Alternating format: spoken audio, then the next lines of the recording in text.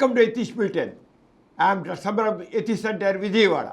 I am Pramila, Etish Center, Vijayawada. ముఖ్యాంశాలు. పాలనలో మతం చోటు చేటుకే, సెక్యులర్ పాలనే బెస్ట్.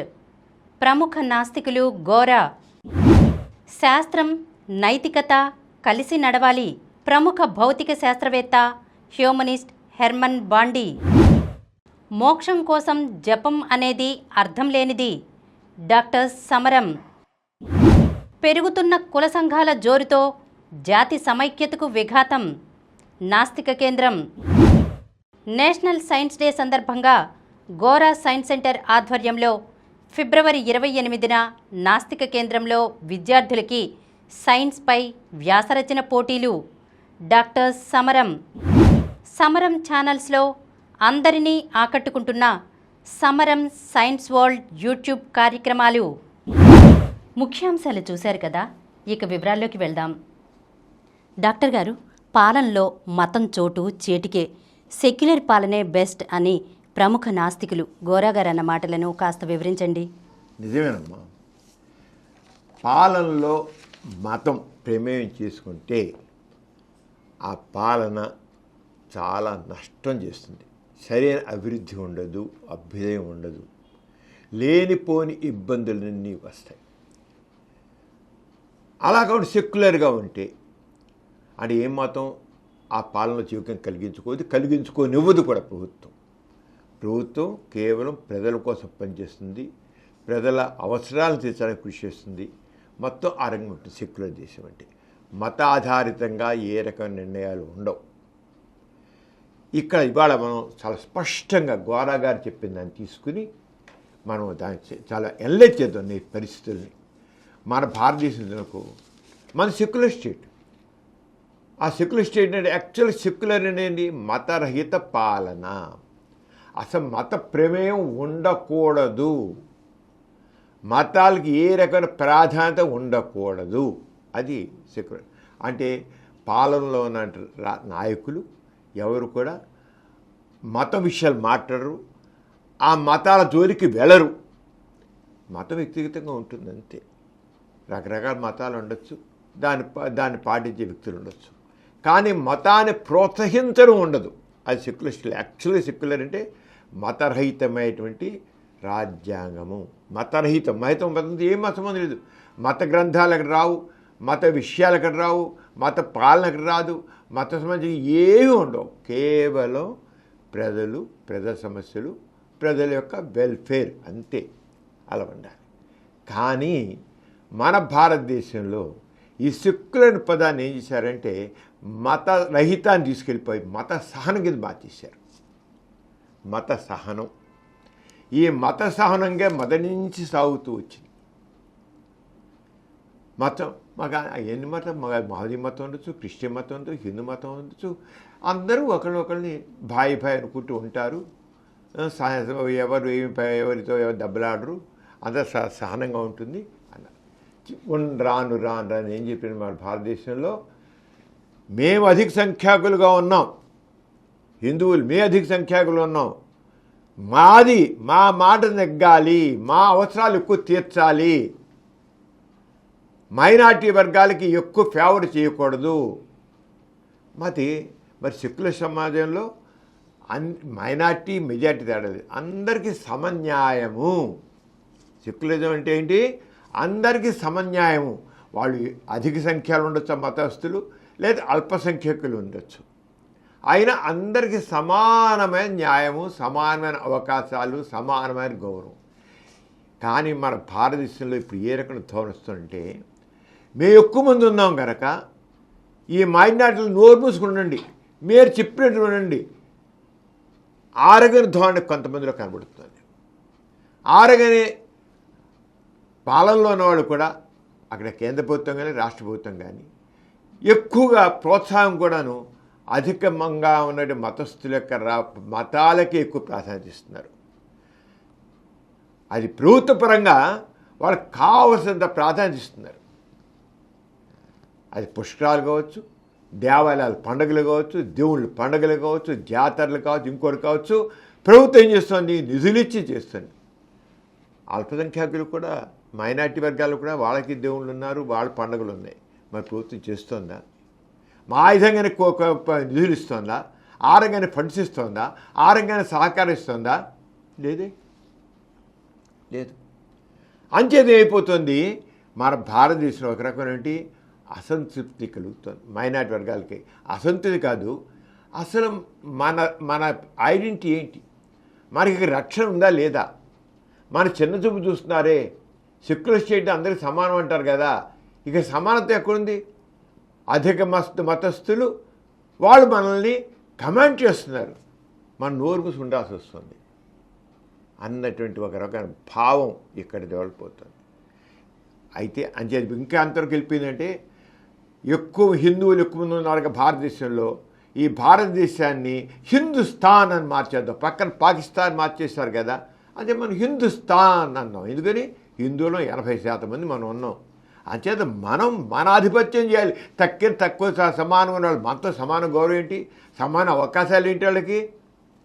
ఎందుకు సమాన అవకాశాలు? వాళ్ళ అల్పసంఖ్యాకులు, వాళ్ళకి అంతగా ఇవ్వాల్సిన లేదు, ఆయన అవకాశం ఇవ్వాల్సిన లేదు, మనతో సమానం చూడవలసిన లేదని మాట్లాడే ఒక వర్గం తయారవుతుంది, భావజాలం తయారవుతుంది. అది రోజు రోజుకి ఇది చాలా ప్రమాదకరం ధోరణి.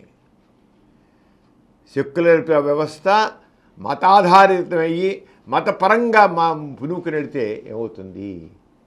మనం ఈ రంగా చూసినట్టే సంపన్న దేశాలని బాగా ఆర్థికంగా వాళ్ళకి అక్కడ చమురు ఉంది, రకరకాల ఉన్నాయి. అలాంటి ఆ దేశాలు చాలా వరకు అవన్నీ ఇప్పుడు తెలుసుకుందాం, చెప్తాను మీకు వివరంగా. అవి ఆర్థికంగా చాలా మంచి బలోపేతంగా ఉన్నాయి. అయినా అక్కడ మత ఆధారితంగా అక్కడ రాజ్యాంగాలు ఉన్నాయి, మత ఆధారితంగా పాలన ఉంది. దాంతో అల్లకల్లోలం. అధిక సంఖ్యాకులు ఉన్నారు, అక్కడ అల్పసంఖ్యాకులు ఉన్నారు. అలాగే అధిక సంఖ్యాకుల్లో కూడా వర్గాలు, అధిక సంఖ్యాకులు వర్గాలే. ఆ వర్గాల మధ్య గోల. చివరికి అక్కడ పాలనలో సామరస్యం లేకుండా గొడవలు ఉన్నాయి. అవన్నీ వాళ్ళు తెలుసుకుందాం, చాలా అవసరం. ఎందుకంటే ఇప్పుడు మన భారతదేశంలో ఇటువంటి భావజాలం కొద్దిగా పుంజుకుంటుంది. ఇది చాలా ప్రమాదకరం ధోరణి. సెక్యులర్ దేశం అంటే మతరహితంగానే ఉండాలి. మతరహితంగా లేకపోతే కనీసం సమన్యాయం, సమానంగా అల్పవర్గాలైనా లేదా అధిక మతస్థులైనా సరే అందరికీ సమాన న్యాయం, సమమైన న్యాయం ఉండాలి. ఎక్కువ తక్కువ. అలాగే మతం తీసుకొచ్చి పాలనలో పెట్టడానికి వీలు లేదు. మతాన్ని తీసుకొచ్చి ఆ మతమైన విషయాలు తీసుకొచ్చి పాలనలో పెట్టి గోళ గందరగోళం, పనికిరాని గందరగోళంగా జరుగుతుంది, పనికిరాని జరుగుతుంది. అనవసరమైన విషయాలని, చిన్న చిన్న విషయాలు కూడా దాన్ని పెద్దవి చేసేసి చేస్తున్నారు. తెలుసు ఏ విషయం అందరూ తెలుసు. ఇది చాలా ప్రమాదకరం. అంచేత ఆ విషయాలు తీసుకుందాం. ఇప్పుడు మనకి ఏదైనా సరే మనం చెప్పిన మళ్ళీ చెప్తాను నేను, ఏ దేశ పాలనైనా కొన్ని విధి విధానాలు ఉంటాయి. ఈ రకంగా చేయాలి. మన రాజ్యాంగం ప్రకారం పాలన జరుగుతుంది. విధి విధానం అది ఏ రకంగా ఆ రంగా దేశ పాలనా విధానాలు, చట్టాలు అవన్నీ ఉంటాయి. వీటిని ఆధారంగా తీసుకుని చూస్తే 2 రకాల పాలన. ఒకటి మత కేంద్రిత దేశాలు. మంది భారతదేశం సెక్యులర్ దేశం, పాకిస్తాను ఇస్లామిక్ కంట్రీ. అది మత ఆధారితమైనది, మతాధారిత పాలన, మతం ఆధారిత పాలన పాకిస్తాన్లో.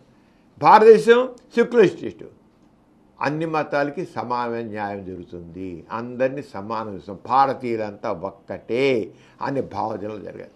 చిన్న చితకాని ఏం లేదు.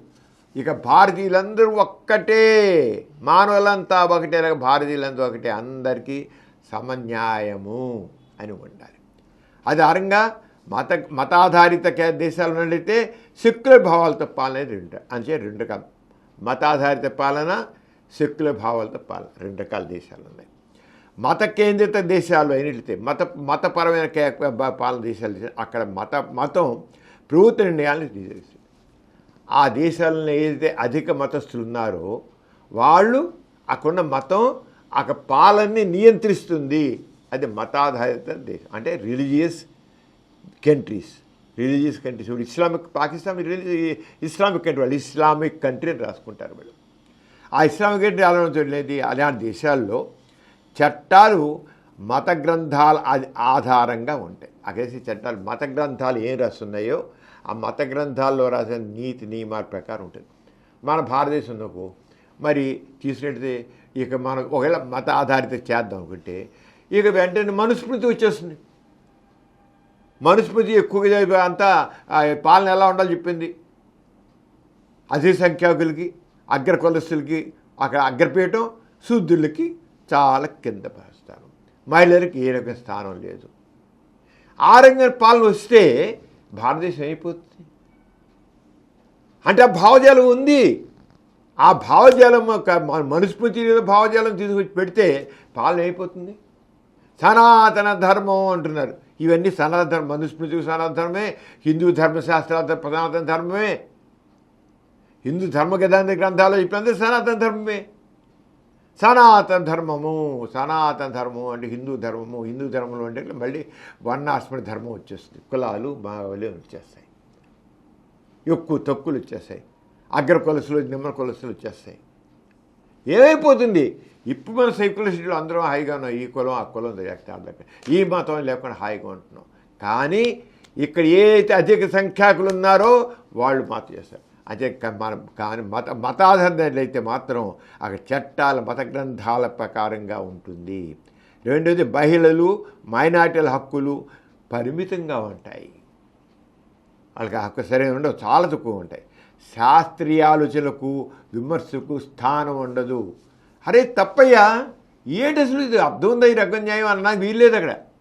ఏంటి అసలు వాడు ఎక్కువ తక్కువ ఏంటి, అసలు ఈ ఆచారాలు ఏంటి, ఈ సాంప్రదాయాలు ఏంటి, ఆడపిల్లకి చదువు లేదంటారేంటి, మహిళలు బురకేసుకుంటారంటారేంటి, మహిళలు బయట రాకూడదు అంటారేంటి, మహిళలు ఉద్యోగాలు చేయలేదంటారేంటి అనడానికి వీల్లేదు.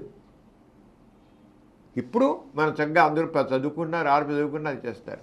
అదే మతాధారితమైతే అన్ని పరిమితులు అయిపోతాయి. అలాగే శాస్త్రాలోచనలకి విమర్శకి స్థానం ఉండదు.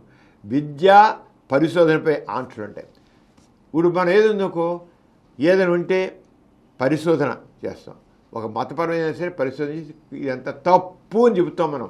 సెక్యులర్ స్టేట్లో ఆ రకమైన పరిస్థితులు ఉంటాయి. మతపరమైన కానీ ఒక ఆచారాలు సాంప్రదాయాలు అంటే ధైర్యంగా ఇదిగో సైంటిఫిక్గా ఇది రాంగ్.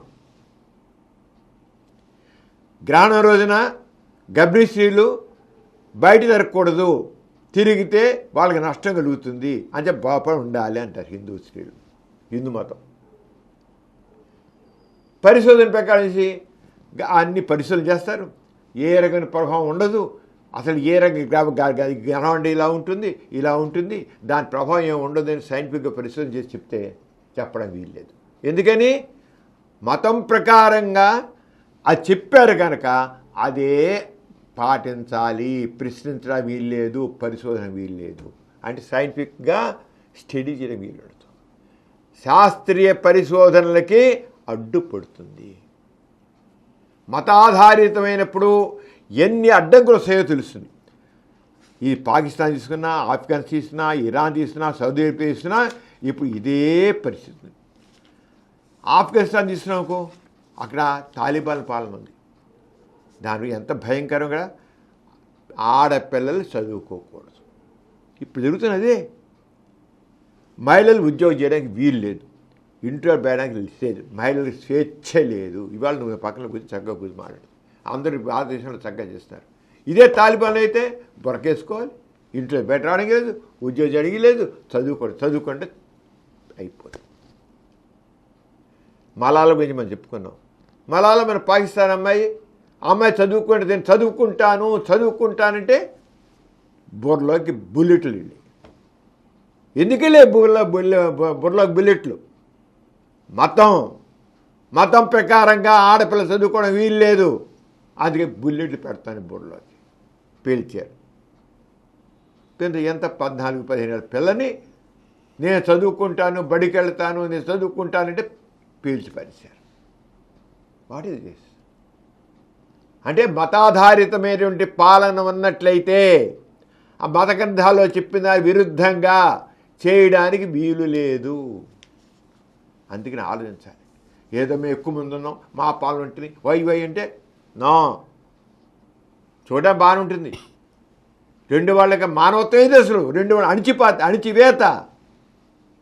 అణిచివేత బానిసంగా ఉండలా తక్కువ వాళ్ళు మాది వాళ్ళు మనుషులేగా.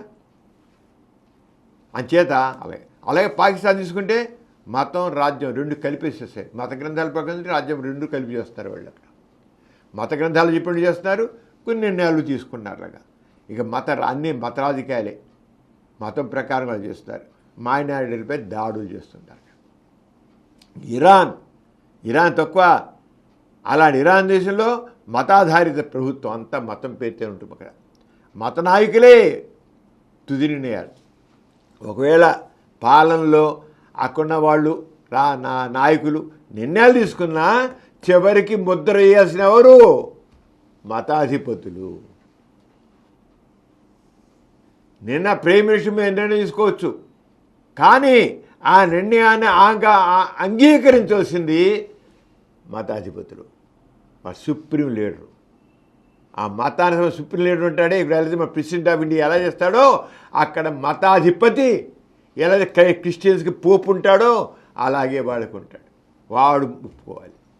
ఏంటి లాభం? వాటి తీసి మతాధారిత మతం ప్రకారం వాళ్ళు మూలించుకున్నాం భారతీయులు కొంతమంది. మేము ఎక్కువ ఉన్నాం, మా పాలన వస్తుంది, మాది అని వెర్రబీగుతున్నారు. ఇక్కడ రేపు వచ్చేకల్లా తెలిసి వస్తుంది. కానీ వీళ్ళకి మన ఈ స్వేచ్ఛ ఏంటో తెలిసి వస్తుంది. ఈ వెర్రవీగే వాళ్ళకే వాళ్ళ స్వేచ్ఛ కూడా గుద్దబడుతుంది. అంత తేలిక కాదు, ఏదో అంచేత అదే ఇరాన్ తీసుకున్నట్లయితే మతాధిపత్య ప్రభుత్వం, మత నాయకుల తుది నిర్ణయం, మహిళల దుస్తులు, జీవనోపాయం నియంత్రణ. ఎప్పుడైనా సరే మతం పరంగా వచ్చారు మొట్టమొదటి సఫర్ అయ్యేది ఎవరో? మహిళలు, ఆడవాళ్ళు, పిల్లలు.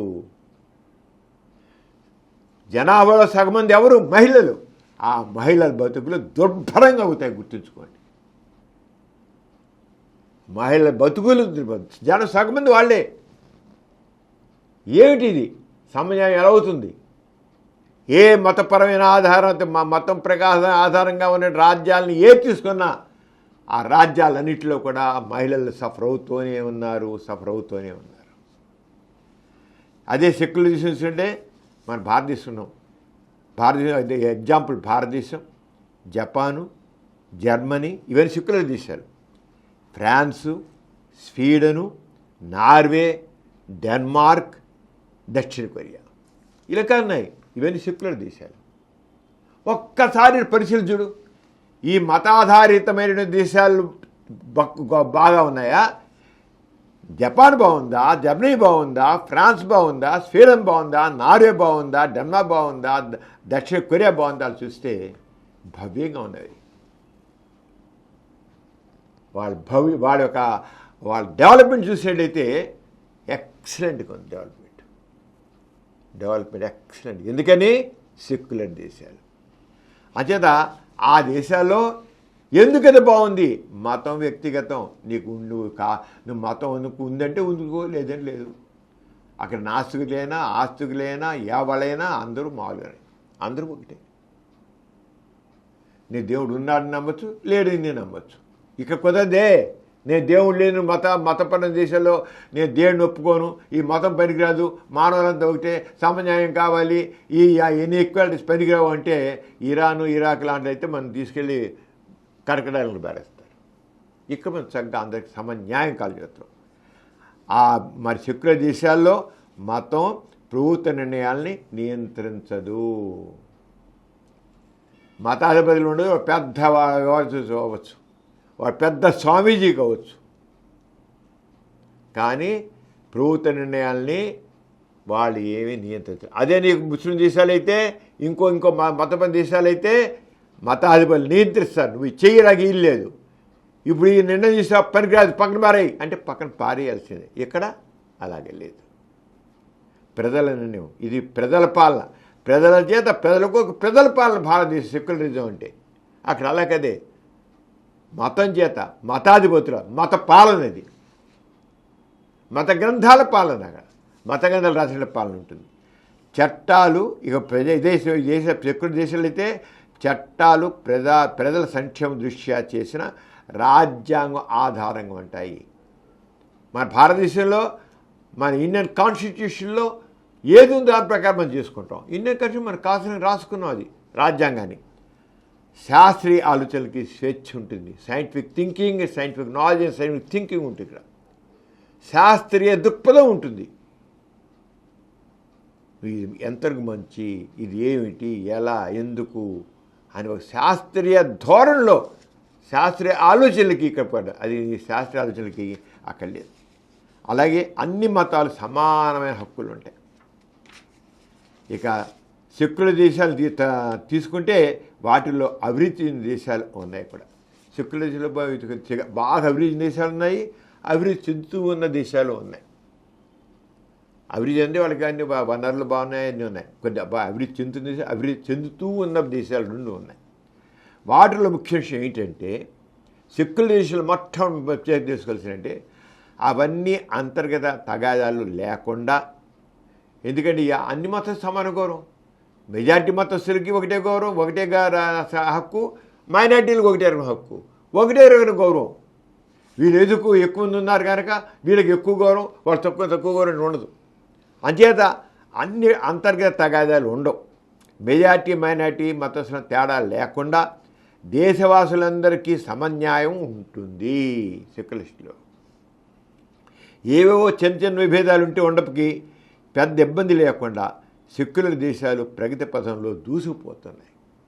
నువ్వు తీసుకో, అభివృద్ధి చెందిన దేశాలు కానీ అభివృద్ధి చెందుతున్న దేశాలు ఏది చూసినా సరే అవి ఈ సెక్యులర్ దేశాలు కూడా అభివృద్ధి ప్రగతి పథంలో దూసుకుపోతున్నాయి. ఎందుకనేది ఎలాగనేది మనం ఇంతకు ముందే చెప్పుకున్నాం. ఎందుకు దూసుకెళ్తుంది అంటే అంత మతాలు చేయట్లా, ప్రజల పాలన, ప్రజల వాళ్ళకి ఏం కావాలో ఆ చట్టాలు చేసుకుంటున్నారు, అరంగా అభివృద్ధి చేస్తారు. ఈ మతం ఒప్పుకోదు కదా. మనం ఉదాహరణ చూసినట్టే సెక్యులర్ దేశం అయిన జపాన్ తీసుకుందాం. ఒక సెక్యులర్ దేశం జపాన్ తీసుకుంటే అక్కడ మతం పూర్తిగా వ్యక్తిగతం. నువ్వు నమ్మకు, దేవుడు నమ్మకు, నీ ఇష్టం. నీ ఫలానా నువ్వు క్రిస్టియన్ కంటే క్రిస్టియనుడు, మామూడు కానీ మామూడు, హిందూ కంటే ఉండు, బుద్ధిస్ట్ కంటే బుద్ధిస్ట్, నీ ఇష్టం. మతం నీ వ్యక్తిగతం. కానీ నీ భావాలు తీసుకుని పాలన పెట్టడానికి లేదు, వ్యక్తిగతం. అందరికీ సమన్యాయం ఉన్న వాళ్ళందరికీ, జపాన్లో ఉన్న వాళ్ళందరికీ సమానమైన న్యాయం ఉంది, సమానమైన అవకాశాలు ఉన్నాయి.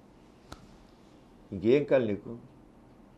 సమన్యాయం, సమాన అవకాశాలు. జపాన్లో అందరికీ ఈక్వల్ రైట్స్, ఈక్వల్ ఆపర్చునిటీస్. దాని ఫలితంగా ఏంటి? జపాన్ ఏంటి అయింది? సెక్యులర్ చేసండి, అది ప్రపంచంలో అగ్రశ్రేణి టెక్నాలజీని దాన్ని గురించి ఉంది. ప్రపంచంలో అగ్రశ్రేణి టెక్నాలజీని నిర్మించుకోగలిగింది. ఆ దేశంలో నంబర్ 1 టెక్నాలజీ పేరు చెప్పి తను చేసుకోగలిగింది చెప్పాలి. ఏ మత ప్రమేయం లేదు, ఏ ధోరణులు లేవు. అలాగే ప్రజల్లో చక్కని క్రమశిక్షణ ఉంది. ఇది నా దేశం, మనందరం జపాన్ వాళ్ళం, అందరం పౌరులమే, అందరూ జపానీసమే అని అందరి సమభావం ఉంది. మతం అక్కడ వ్యవహారం లేదు. వాడు పిల్లమ్మ చూసిరా, ఆడేంటి చూసి వచ్చాను, వాడు ఆడేంటి లెక్కన అనలేదు. వ్యక్తిగతం. కానీ మానవ సంబంధాల్లో మతం ఎక్కడా రాదు. మానవ సంబంధాల్లో మతం ఇప్పుడు రాదో, సమన్యాయం ఉంటుంది, సమానంగా అందరూ కలిసిమెలిసి ఉంటారు. అలాగే బలమైన ఆర్థిక వ్యవస్థ నిర్మించుకోగలిగింది. జపాను బలమైన ఆర్థిక వ్యవస్థను నిర్మించుకోగలిగింది. అది జపాన్. ఇక జర్మనీ గురించి తీసుకుంటే అది కూడా సెక్యులర్ స్టేట్. ఇప్పుడు మన సెక్యులర్ స్టేటు ఎలా ఉంది తర్వాత వెళ్దాం. ఈ సెక్యులర్ దేశాలకి సెక్యులర్ స్టేట్ ఎలా ఉంటుంది, సెక్యులర్ దేశాలు ఎంతగా అభివృద్ధి చెందాయి, అదే మతపరమైన దేశాలు ఏ రంగా తన్నుకు చస్తున్నాయో కూడా తెలుసుకుందాం. అవి మరి ఆర్థికంగా సంపన్న దేశాలు, మతపరమైన దేశాలు ఆర్థికంగా సంపన్నంగా ఉన్నాయి.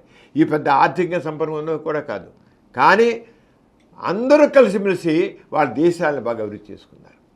ఇప్పుడు జర్మనీ గురించి తీసుకుంటే మతానికి ప్రాధాన్యత లేదు జర్మనీలో. ఇంకా జపాన్ కాసకుండా నీకు వెతికేది నాకు అసలు మతం లేదు. అసలు మతం గురించి మాట్లాడే అసలు ఏంటి మతం ఏంటది? మతం ప్రాధాన్యత లేని లేదు. ఒకప్పుడు ఉండేది. ఎప్పుడైతే జర్మనీ వచ్చిందో అక్కడ డెమోక్రటిక్గా సెక్యులర్గా మారిందో మతం అప్రధానమైపోయింది. ఏ రంగం ప్రభుత్వ రంగాలకి ఇట్లకి అవసరం లేదు. మతానికి ప్రాధాన్యత లేదు. శాస్త్రం పరిశోధన పూర్తి స్వేచ్ఛ. సైన్స్కి, టెక్నాలజీకి, రీసెర్చ్కి చెప్పలేని అవకాశాలు ఉన్నాయి. అదే మతం తీసి నువ్వు చేయకూడదు, అది చేయకూడదు, దాని గురించి ఆలోచించకూడదు, దీని గురించి మాట్లాడకూడదు. నోబెల్ ప్రైజ్ విన్నర్స్ దాదాపు 70 మంది జర్మనీలో ఉన్నారు. ఎందుకున్నారు? పూర్తి స్వేచ్ఛ. నోబెల్ ప్రైజ్ విన్నర్స్ 70 మంది ఉన్నారు. అంతే నీకు ప్రోగ్రెస్ ఎలా ఉంటుందో తెలియజేస్తుంది. దీని ఫలితంగా ఇంజనీరింగ్, తయారీ రంగంలో అగ్రగా ఉంది జర్మనీ. బలమైన సామాజిక భద్రత ఉంది. అందరి సోషల్ సెక్యూరిటీ ఉంది. ఏమంటావు? సెక్యులర్ రాజ్యాలు ఎలా ఉన్నాయని చెప్పుకోవాలి. మనం తెలుసుకోవాలంటే సెక్యులర్ రాజ్యాలు, సెక్యులర్ దేశాలు చాలా ప్రగతి పథంలో పయనిస్తూ ఉంటాయి.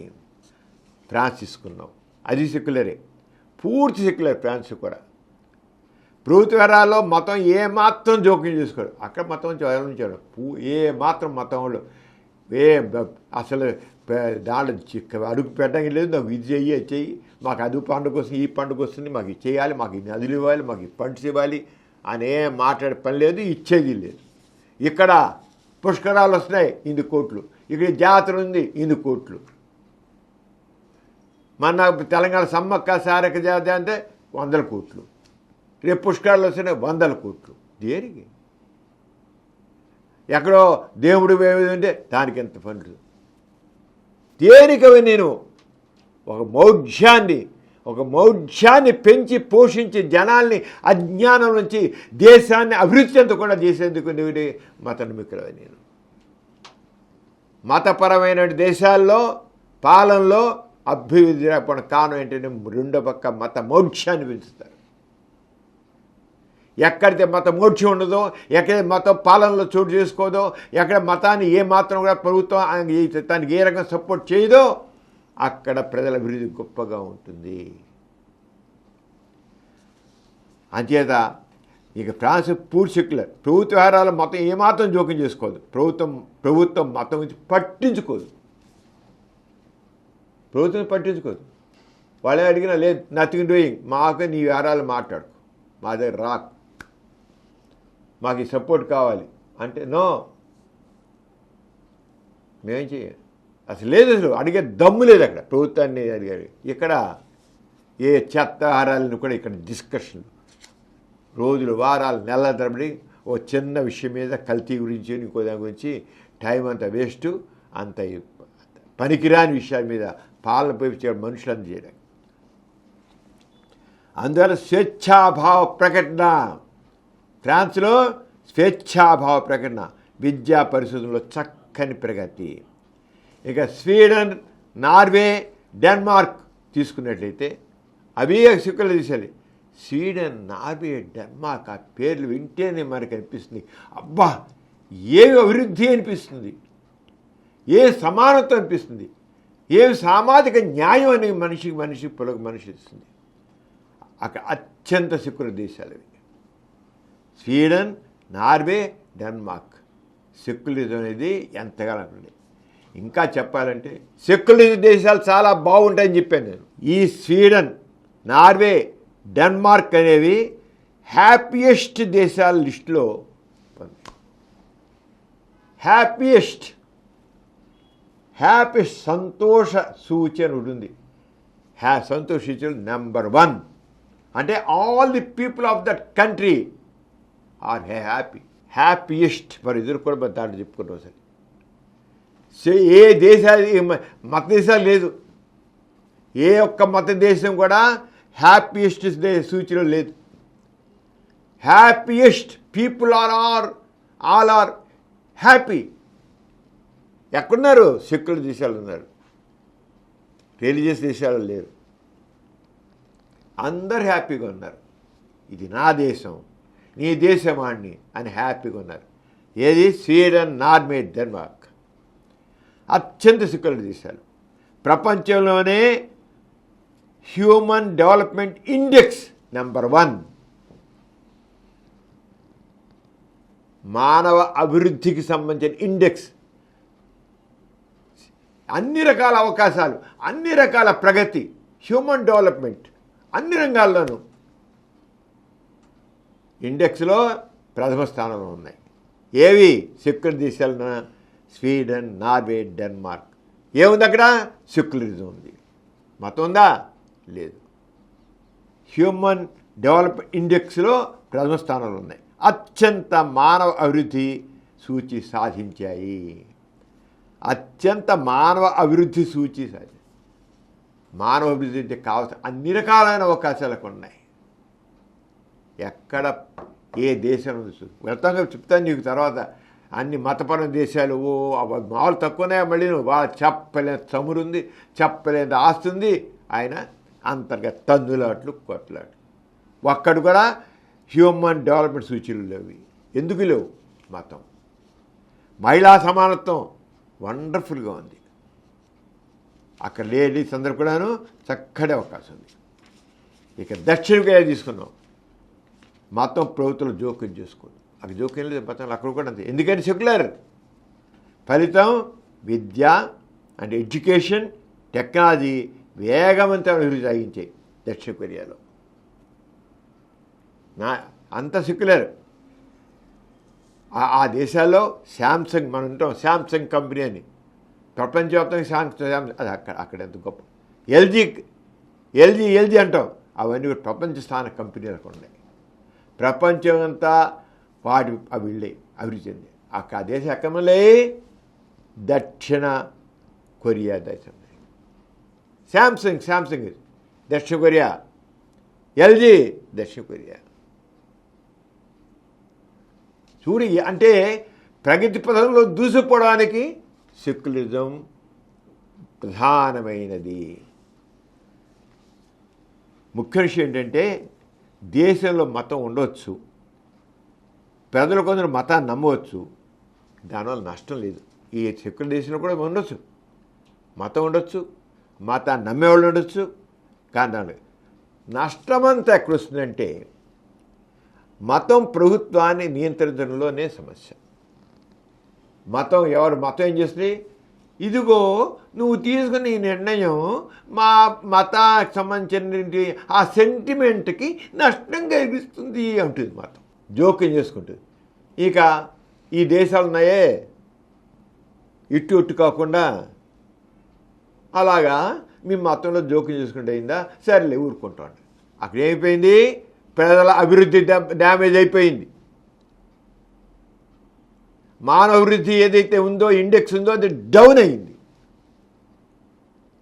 మీరు ఈ నిర్ణయం తీసుకుంటే మా మత నమ్మికలకి విఘాతము అంటారు. మతం జోక్యం చేసుకుంటారు, అంతే వింటారు. అంచేత సెక్యులర్ దేశంలో మతం పూర్తిగా వ్యక్తిగతంగా ఉండాలి. ప్రభుత్వ పాలనలో చెయ్యి పెట్టడానికి వీల్లేదు, వేలు దూర్చడానికి వీల్లేదు. వేలు దూర్చిందా ఎంత సెక్యులర్ దేశం అని చెప్పినా సరే వేస్ట్. మా మనోభావాలు, మా మతస్థుల మనోభావాలు దెబ్బతినిపోతున్నాయి. అది వాళ్ళేది. అంతే. సమన్యాయం అక్కడ గోతులు పారడైపోతుంది. జరుగుతోంది అంతే. ఎక్కడైతే కాస్త ఇటు ఊసులాట ఉందో, మత సామరస్యం ఊసులాడుతూ సెక్యులర్ దేశ పేరుకే కానీ మన భారతదేశంలో ఉన్నాయే ఈ ఊసులాటలో ఈ సమన్యాయం అనేది దెబ్బతింటుంది. ఎందుకని? మా మనోభావాలు అంటే మైనార్టీ వాళ్ళదే ముక్క అంటారు. మైనార్టీ అంటే నోపుసుకొని రా అంటారు, నోరు మూసేస్తారండి. మెజార్టీ మతస్థులు వాళ్ళు ఉన్నారు, మెజార్టీ వాళ్ళు ఉన్నారు. మీరేంటి నోరు మెయిన్? మేము మెజార్టీ మతస్థులకు వాళ్ళ భావాలు మేము తీసుకుంటాం, నీదేం లేదు, నువ్వు చాలా తక్కువ నోరు చూసుకుని అని నోరు మూసేస్తున్నారు, నోరు మూయిస్తున్నారు. ఇది పరిస్థితి. అందుకని సెక్యులరిజాన్ని సరిగ్గా అర్థం చేసుకుని మా ప్రభుత్వ వ్యవహారాల్లో మత ప్రమేయం ఏమాత్రం ఉండకుండా ఉండాలి. మత నాయకుల ప్రభావం ఉండకూడదు. మీ కాడే నువ్వు చూసుకో, ఇంట్లో కూర్చుకో, భజన చేసుకో, జపం చేసుకో, ఏదైనా చేసుకో. నువ్వు ప్రభుత్వ వ్యవహారాల్లో ప్రభుత్వ నిర్ణయాల్లో చేయి పెట్టడానికి వీల్లేదు. ప్రభుత్వం ప్రజల పక్షాన ఉంటుంది, ప్రజల కోసం చేస్తుంది, ప్రజల సంక్షేమం కోసం చేస్తుంది. ఇది అర్థం చేసుకోకుండా మేము అధిక మతస్థులం కనుక మా ప్రకారం నిర్ణయాలు ఉండాలి, మా ప్రకారంగా నిర్ణయాలు ఉండాలి అని చేస్తుంటే ఎక్కడ న్యాయం జరుగుతుంది? ఆ న్యాయం జరగకపోతే ఏమవుతుందో అని చెప్తా తర్వాత. అంచేత నష్టం ఎక్కడుంది? మతం ప్రభావం ప్రభుత్వం ఉంటే ప్రభుత్వాన్ని నియంత్రించడంతో సమస్య వచ్చేస్తుంది. సెక్యులర్ దేశాలు మత స్వేచ్ఛ ఇస్తాయి, సెక్యులర్ దేశం మత స్వేచ్ఛ ఇస్తాయి, కానీ పాలన శాస్త్రీయ భావాలపైన రాజ్యాంగపరంగా ఉంటాయి. పాలనగా నిజమైన సెక్యులర్ దేశాలైతే పాలన శాస్త్రీయ భావాల పరమైన రాజ్యాంగపరంగా ఉంటాయి. కానీ మతం ఆధారితంగా ఉన్న దేశాలు మతపరంగా పక్షపాత ధోరణితో ఉంటాయి. ఇక ఈ మతాన్ని రాజకీయ ఆయుధంగా వాడతారు. మతపరమైన దేశాల్లో మతాన్ని రాజకీయ ఆయుధంగా వాడతారు. మతంలో చెప్పబడిన దాని ప్రకారంగా మేము దీన్ని ఒప్పుకోము, మా మత గ్రంథాలు ఇప్పటివరకు ఒప్పుకోము, మా మతానికి వ్యతిరేకంగా ఉంది కనుక ఒప్పుకోము, మా యుద్ధం దాని మీద. ఏంటిది? అది ప్రజల సంక్షేమం కోసమా? మతంలో గ్రంథాలు చెప్పారు కనుక మత ప్రకారం కనుక ఆ సెంటిమెంట్ ప్రకారంగా దీనిలో చేస్తాం. సెంటిమెంట్లు ఏంటి? ప్రజలందరికీ సమన్యాయం జరగాలి, విమర్శను తట్టుకోలేవు. ఇవన్నాయే రిలీజియస్ విమర్శవా, ఆ విమర్శను తట్టుకోలేక మత రాజకీయాలు పెరిగినప్పుడు పురోగతి ఏమైపోతుంది? కుంటుపడిపోతుంది. ఎప్పుడైతే మత రాజకీయాలు మొదలయ్యాయో పురోగతి పోతుంది. సామాజిక ఐక్యత మన సెక్యులర్ దేశంలో, భారతీయ సెక్యులర్ దేశం కానీ ఏం చేస్తాం? మతాధిపతులు రాజకీయ పాలనలో జోక్యం చేసుకుంటున్నారు, వాళ్ళ మాటకు చెల్లుబాటు చేస్తున్నారు. దాంతో ఏమవుతుంది? పురోగతి కుంటుపడుతుంది. అది గుర్తుంచుకోవాలి. భారతదేశం పరిస్థితి ఇక చాలామంది ఏం చేస్తున్నారు? మేము ఎక్కువ మంది ఉన్నాం కనుక మా భావాల ప్రకారం జరగాలి. ఏదో మైనార్టీ వాళ్ళ కోసం నువ్వు ఎందుకు రాజీ పడతావు? మా మత ప్రకారంగా జరగాలి, మా మత ఉపనంగా జరగాలి, మా భావాల ప్రకారంగా ఉండాలి, మేము అధిక సంఖ్యకులు ఉన్నాం కనుక అని మాట్లాడుతున్నారు. మా ప్రకారం ఉండాలి రాజపాలన, మేము ఉన్నాం కనుక మాకు చేయండి. ఎక్కువ మంది మేము ఉన్నాం, ఉంటే ఉండొచ్చు. కానీ మతం ఎప్పుడైతే వచ్చిందో పురోగతి కుంటుపడుతుంది. గుర్తుంచుకోండి. పాలనలో మతం జోక్యం చేసుకుంటే పురోగతి కుంటుపడుతుంది. సామాజిక ఐక్యత, అభివృద్ధి దెబ్బతింటుంది. అవన్నీ తెలుసుకుందాం. అంచేత ఎలా సామాజిక ఐక్యత, సమాజంలో ప్రజల ఐక్యత, అభివృద్ధి కుంటుపడతాయి. ఎలాగంటే ఈ మత ఆధారిత పాలన దేశాల పరిస్థితి చూస్తే మనకు అర్థమవుతుంది. ఇంతవరకు సెక్యులరిజం గొప్ప ఉందని తెలుసుకుందాం. ఆ గొప్పదాన్ని దృష్టిలో పెట్టుకుని ఇవి ఎలా ఉన్నాయో చూడు. ఈ దేశాల్లో చూసినట్లయితే మన మత ఆధారిత దేశాలు చూసినట్టు చెప్పే దేశాల్లో చమురు, సహజ వనరులు పుష్కలంగా ఉన్నాయమ్మా. ఏవైతే బాగా మతాధారితమైన దేశాల పాలన ఉందో అక్కడ చమురు ఉంది, అంటే ఆయిల్ ఉంది, బాగాను ఆయిల్ ఇవన్నాయి, సహజ వనరులు చాలా ఉన్నాయి. భౌగోళికంగా కూడా వ్యూహాత్మకంగా చాలా గొప్పగా ఉంది. అధిక ఆదాయం ఉంది. ఏ దేశం అభివృద్ధి చెందాలన్నా ఆర్థిక వనరులు కావాలి. ఈ మతపరమైన దేశాల్లో ఆర్థిక వనరులు కూడా చాలా బాగున్నాయి. ఉంటే మరి ఎందుకు అక్కడ హ్యాపీయెస్ట్ సూచి లేదు, సంతోష్ సూచి ఎందుకు లేదు? కానీ ఆ దేశాలు ఇప్పుడు చెప్పుకున్నామే అన్ని రకాలుగా ఆర్థికంగా బాగున్నాయి, అన్ని అవకాశాలు ఉన్నాయి, అన్నీ ఉన్నా కూడా తీవ్ర అంతర్గత ఘర్షణలు ఉన్నాయి. అక్కడ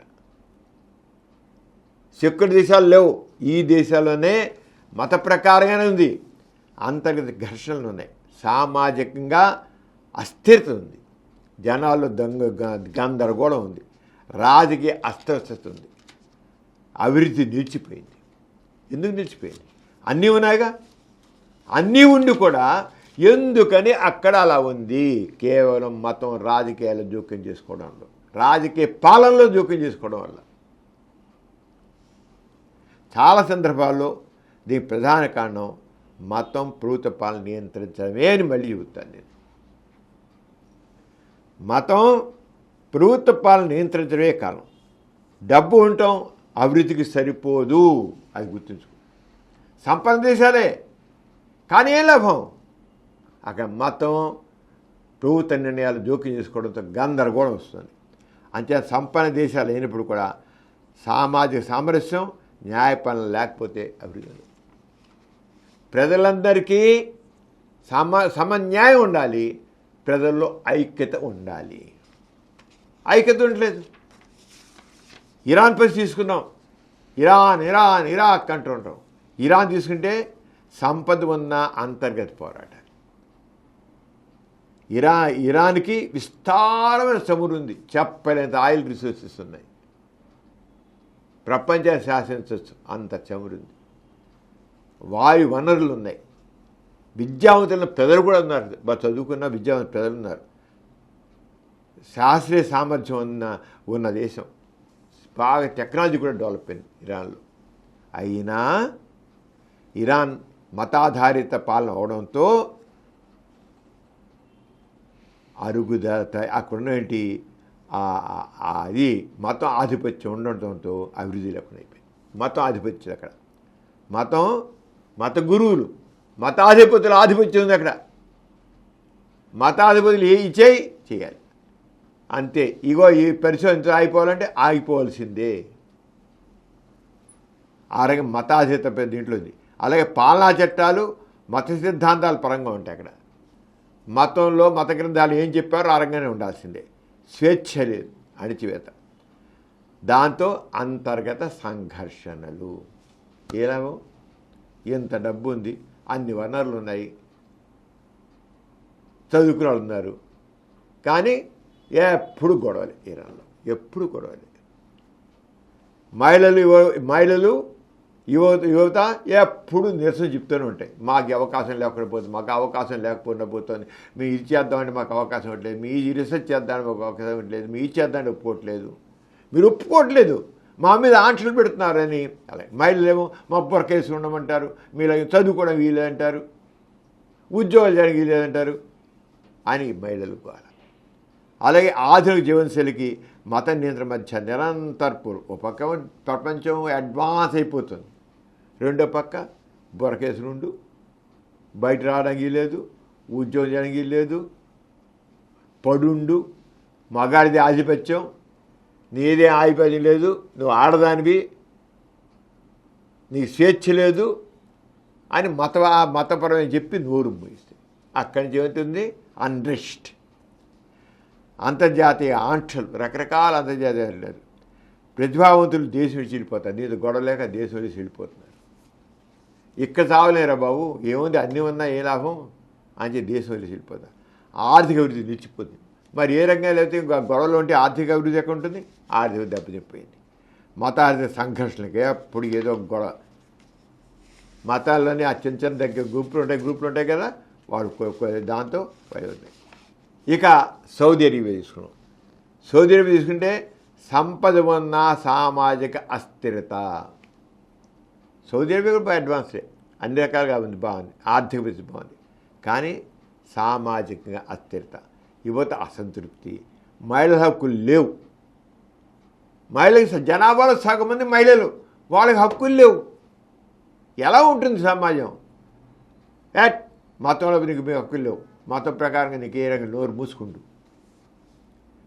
సాంప్రదాయం ఆధునిక మధ్య ఎప్పుడు గొడవలు. అభివృద్ధి దాని పరంగా ఏంటి?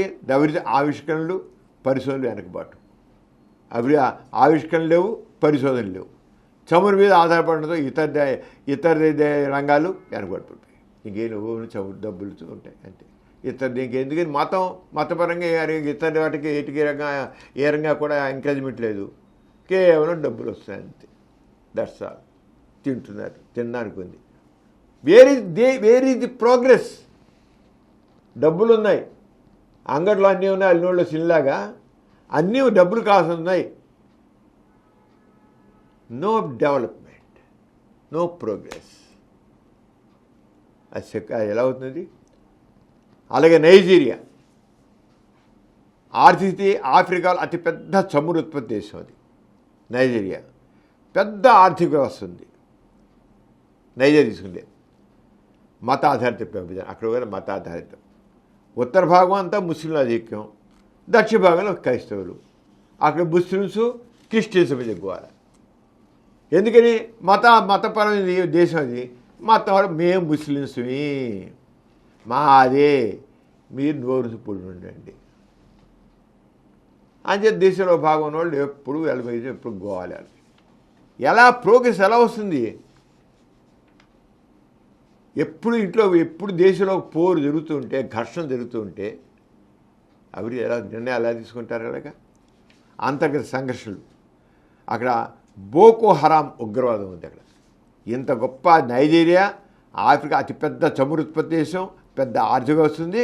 కానీ బోకో హరాం ఉగ్రవాదం, మనకి టెర్రరిస్టులు వెళ్తే భారతదేశంలో టెర్రరిస్టులు ఎలా చేసి గోవాలు చేస్తున్నారో, మన పహల్గాంలో ఎలా చేశారో అలాగే అలా జరుగుతూ ఉంటాయి. ఏమైపోతుంది? ఎప్పుడు రకమైనటి అస్థిరత, మతప్రేత హింస ఉంటుంది. బాగా ప్రజలు ఇటు వెళ్ళిపోతుంటారు. ఇంకా వీటి ఫలితంగా ఏమవుతుందండి? నైజీరియా అభివృద్ధిపై ప్రభావం అయిపోయింది. నైజీరియా ఏం అభివృద్ధి లేదు. ఎప్పుడు అంతర్గత యుద్ధాలు, అంతర్గత గోళ, టెర్రరిజం ఉంటే ఇంక ఏ అభివృద్ధి ఉంటుంది? ఇప్పుడు మన భారతదేశం అయినా సరే నిరంతరం పాకిస్తాను ఇటు అటు బంగ్లాదేశ్ మన మీద చేస్తుంటే గోల్ చేస్తుంటే ఎక్కువ ఏంటి అవుతుంది? మనకి అభివృద్ధి ఎక్కడ ఉంటుంది? ఇంకా మన ప్రజలకు చేయాలిస్తారు పాలకులు. ఆ ఉగ్రవాదుల యొక్క వాటిని అరికట్టడంలో ఉంటారా, లేదా ప్రజల పాలన చాలిస్తారా? ఉంటుంది. అదే జరుగుతుంది మత పాలన కేంద్రాల్లో. వాళ్ళకి ఇద్దండి, వాళ్ళకి ఎప్పుడు ఉంటుంది. వీరిపై నైజీరియాలో అభివృద్ధిపై ప్రభావం. విద్య, మౌలిక వసతులు నాశనం అయిపోయాయి. విదేశీ పెట్టుబడులు తగ్గిపోయాయి, బాగా తగ్గిపోయాయి. ఫలితం సహజ సంపద ఉన్న మత ఘర్షణ వల్ల అభివృద్ధి కుంటుపడింది. ఎందుకు ఇంత నేను ఇవన్నీ చెబుతున్నానంటే, సంపన్న దేశాలు అవ్వచ్చు, మతపరమైన పాలన అవడంతో అక్కడ అభివృద్ధి శూన్యము. ఎంత సంపన్న ఉంటే ఎంత సంపన్న దేశాలు అవేంటి? అదే నీకు చిన్న చిన్న దేశాలైనా ఇతరత్తా ఏ రకాలు చెప్పైనా సరే వాళ్ళ అందరూ కలిసి ఐక్యత ఉండేది కల్లా కలిసికట్టుగా వాళ్ళు అభివృద్ధి సాధిస్తున్నారు. అది కావాలి. అభివృద్ధి కావాలంటే అక్కడున్న ప్రజలందరూ కూడా ఐక్యంగా ఉంటే, అది జపాన్ కావచ్చు, జర్మనీ కావచ్చు, ఇంకోటి కావచ్చు, అలా అభివృద్ధి సాధించారు. ఇక ఇరాక్ తీసుకుందాం. ఇన్నాడు ఇరాన్ గురించి చెప్పిన ఇరాక్, ఇది మతాధారిత దేశం, ఇది ముస్లిం కంట్రీ. చమురుంది కానీ స్థిరత్వం లేదు. చమురు ద్వారా చాలామంది అంత చేయొచ్చు. షియా సున్నీలు గోవాల ఒకే మతంలో రెండు వర్గాలు, ఆ రెండు చదువుకొని వస్తుంటాయి. ఇంకేంటి అభివృద్ధి? కావాల్సిన సంపద ఉంది. ఇద్దరు కలిసికట్టు శుభ్రంగా అణిచిపెట్టుకోకుండా కలిసికట్టుకుంటే ఎంత దేశం అభివృద్ధి చెందుతుంది? మత గుర్తింపు రాజకీయ ఆధారం. రాజకీయంగా అది అంతర్గత ఘర్షణలు. ఎప్పుడు ఇరాకులో పౌరయుద్ధాలు, ఉగ్రవాద సమస్యలు, మతహింస. ఫలితం ఏంటి? మౌలిక వసతుల నాశనం. అక్కడే కోరుతుంటే వాళ్ళకి మౌలికంగా ఉండే వసతులు నాశనం అయిపోతే యుద్ధాలు ఉండేవి కల్లా. బలహీన వ్యవస్థ. ఏం చేయలేదు, ప్రభుత్వం ఏం చేయలేదు. సంపద ఉన్న మత విభజన అభివృద్ధి ఆపేసింది. అక్కడ సంపద ఉంది కానీ అభివృద్ధి లేదు. ఇక లెబనాన్ తీసుకుందాం. ఒకప్పుడు సంపన్నం. ఇరాన్ లాగానే అది కూడా మంచి ఆర్థిక బలంగా దేశం లెబనాన్. కానీ ఇప్పుడు అస్తవ్యస్తం లెబనాన్. ఎందుకు ఇలా చెప్తున్నా అంటే, మతాధారితమైనటువంటి రాజ్య పాలన ఉన్నట్లయితే ఏదో గొప్పగా ఉంటుంది, అది సంపన్న దేశాలు కనుక పొడి చేశారంటే నో. ఎంత సంపన్న దేశమైనా సరే మతపరమైన ఆధారం అయినట్లయితే, మతాల పాలనలో జోక్యం చేసుకున్నట్లయితే అక్కడ ప్రజలకు సంక్షేమం దెబ్బతింటుంది, దేశం అభివృద్ధి దెబ్బతింటుంది. ఇది గుర్తించండి. దానికోసం ఇంత దూరం వెళ్తున్నాను. సెక్యులర్ దేశాలు ఎంత గొప్ప అభివృద్ధి అని చెప్పారు. ఫ్రాన్స్ ఎలా అయింది, జపాన్ ఎలా అయింది, జర్మనీ ఎలా అయింది, నార్వే ఎలా అయింది, డెన్మార్క్ ఎలా అయింది అని మనం తెలుసుకున్నాం. ఈ దేశాలు చూడు, మతపరమైన రాజ్యాలు ఎంత గందరగోళంగా ఉన్నాయో. సంపన్న దేశాలు అయినప్పుడు కూడా మతపరమైన పాలన ఉన్నట్లయితే ఆ దేశాలు గందరగోళంలో ఉంటాయి, అభివృద్ధి ఉండదు. ఈ లెబనాన్ చూసుకుంటే ఒకప్పుడు బలమైన బ్యాంకింగ్ వ్యాపారం, విద్యావంతులకు నిలయం. కానీ మతాధారిత రాజకీయ వ్యవస్థ కదా, మతాల ఆధారంగా రాజకీయ పదవులు, పాలనలో స్తబ్దత, అంతర్గత సంఘర్షణలు, మత రాజకీయాల ఘర్షణలు, ప్రభుత్వం ఏం చేయలేకపోతుంది. ఫలితంగా ఆర్థికంగా పతనం, కరెన్సీ సంక్షోభం. ఒకకేమో ఒక బ్యాంకింగ్, బలమైన బ్యాంకింగ్, ఇప్పుడు కరెన్సీ సంక్షోభం. ఫలితం మతాధారిత రాజకీయాలు దేశాన్ని పూర్తిగా నిలిపేశాయి. ఇంకా పాకిస్తాన్ చూద్దాం. ఇది కూడా ఇస్లామిక్ కంట్రీ కదా. మనం చూస్తున్నాం పాకిస్తాన్ గతి ఏంటో. సామర్థ్యం ఉన్న అస్థిరత. సామర్థ్యం పాకిస్తాన్ తక్కువ, ఎదుగు సామర్థ్యం. మత రాజకీయాలు, మతహింస, తీవ్రవాదం, ఇవన్నీ అక్కడ ఉన్నాయి పాకిస్తాన్లో కూడా. ఫలితం ఏంటి? ఆ ఎడ్యుకేషన్ సరిగా లేదు, డెవలప్మెంట్ లేదు, పరిశోధన రీసెర్చ్ లేదు, ఏమీ లేదు. ఆర్థికంగా దెబ్బతిపోయింది. కారణం ఏంటి? మతాధారిత పాలన. పక్కనే భారతదేశం సెక్యులర్గా ఉండేడు కల్లా మనం అభివృద్ధి చేస్తున్నాం, అది పతనంలో ఉంది. ఒకప్పుడు అది కూడా మనలో భాగమే. ఇప్పుడు ఎలా ఉంది? కేవలం మతాధారిత పాలన. ఈ పాకిస్తాన్ చూసి మన హిందూ ఇక్కడ ఉన్నవాళ్ళు కొంతమంది అది ఇస్లాం చేసేది మన హిందూ రాజ్యం పెట్టుకుని అంటున్నారు వీళ్ళు. చివరికి మనం కూడా పాకిస్తాన్లో తయారవుతాం. ఎందుకని చెప్పాల్సి వచ్చారంటే, ఇక్కడ ఉన్న అధిక మతస్థులు మా మతం మేము ప్రాధాన్యత ఉండాలి, అది మతవాదంగా హిందుస్థాన్గా మారాలి అనేవాడు, హిందువుగా ఉంది అని అనుకునేవాడు ఇది అర్థం చేసుకోవాలి. కానీ కార్ల్ మార్క్స్ అన్నాడు, మతం మత్తు అంది. రిలీజియన్ ఈజ్ ఓపియం, మతం మత్తు మందు వంటిది.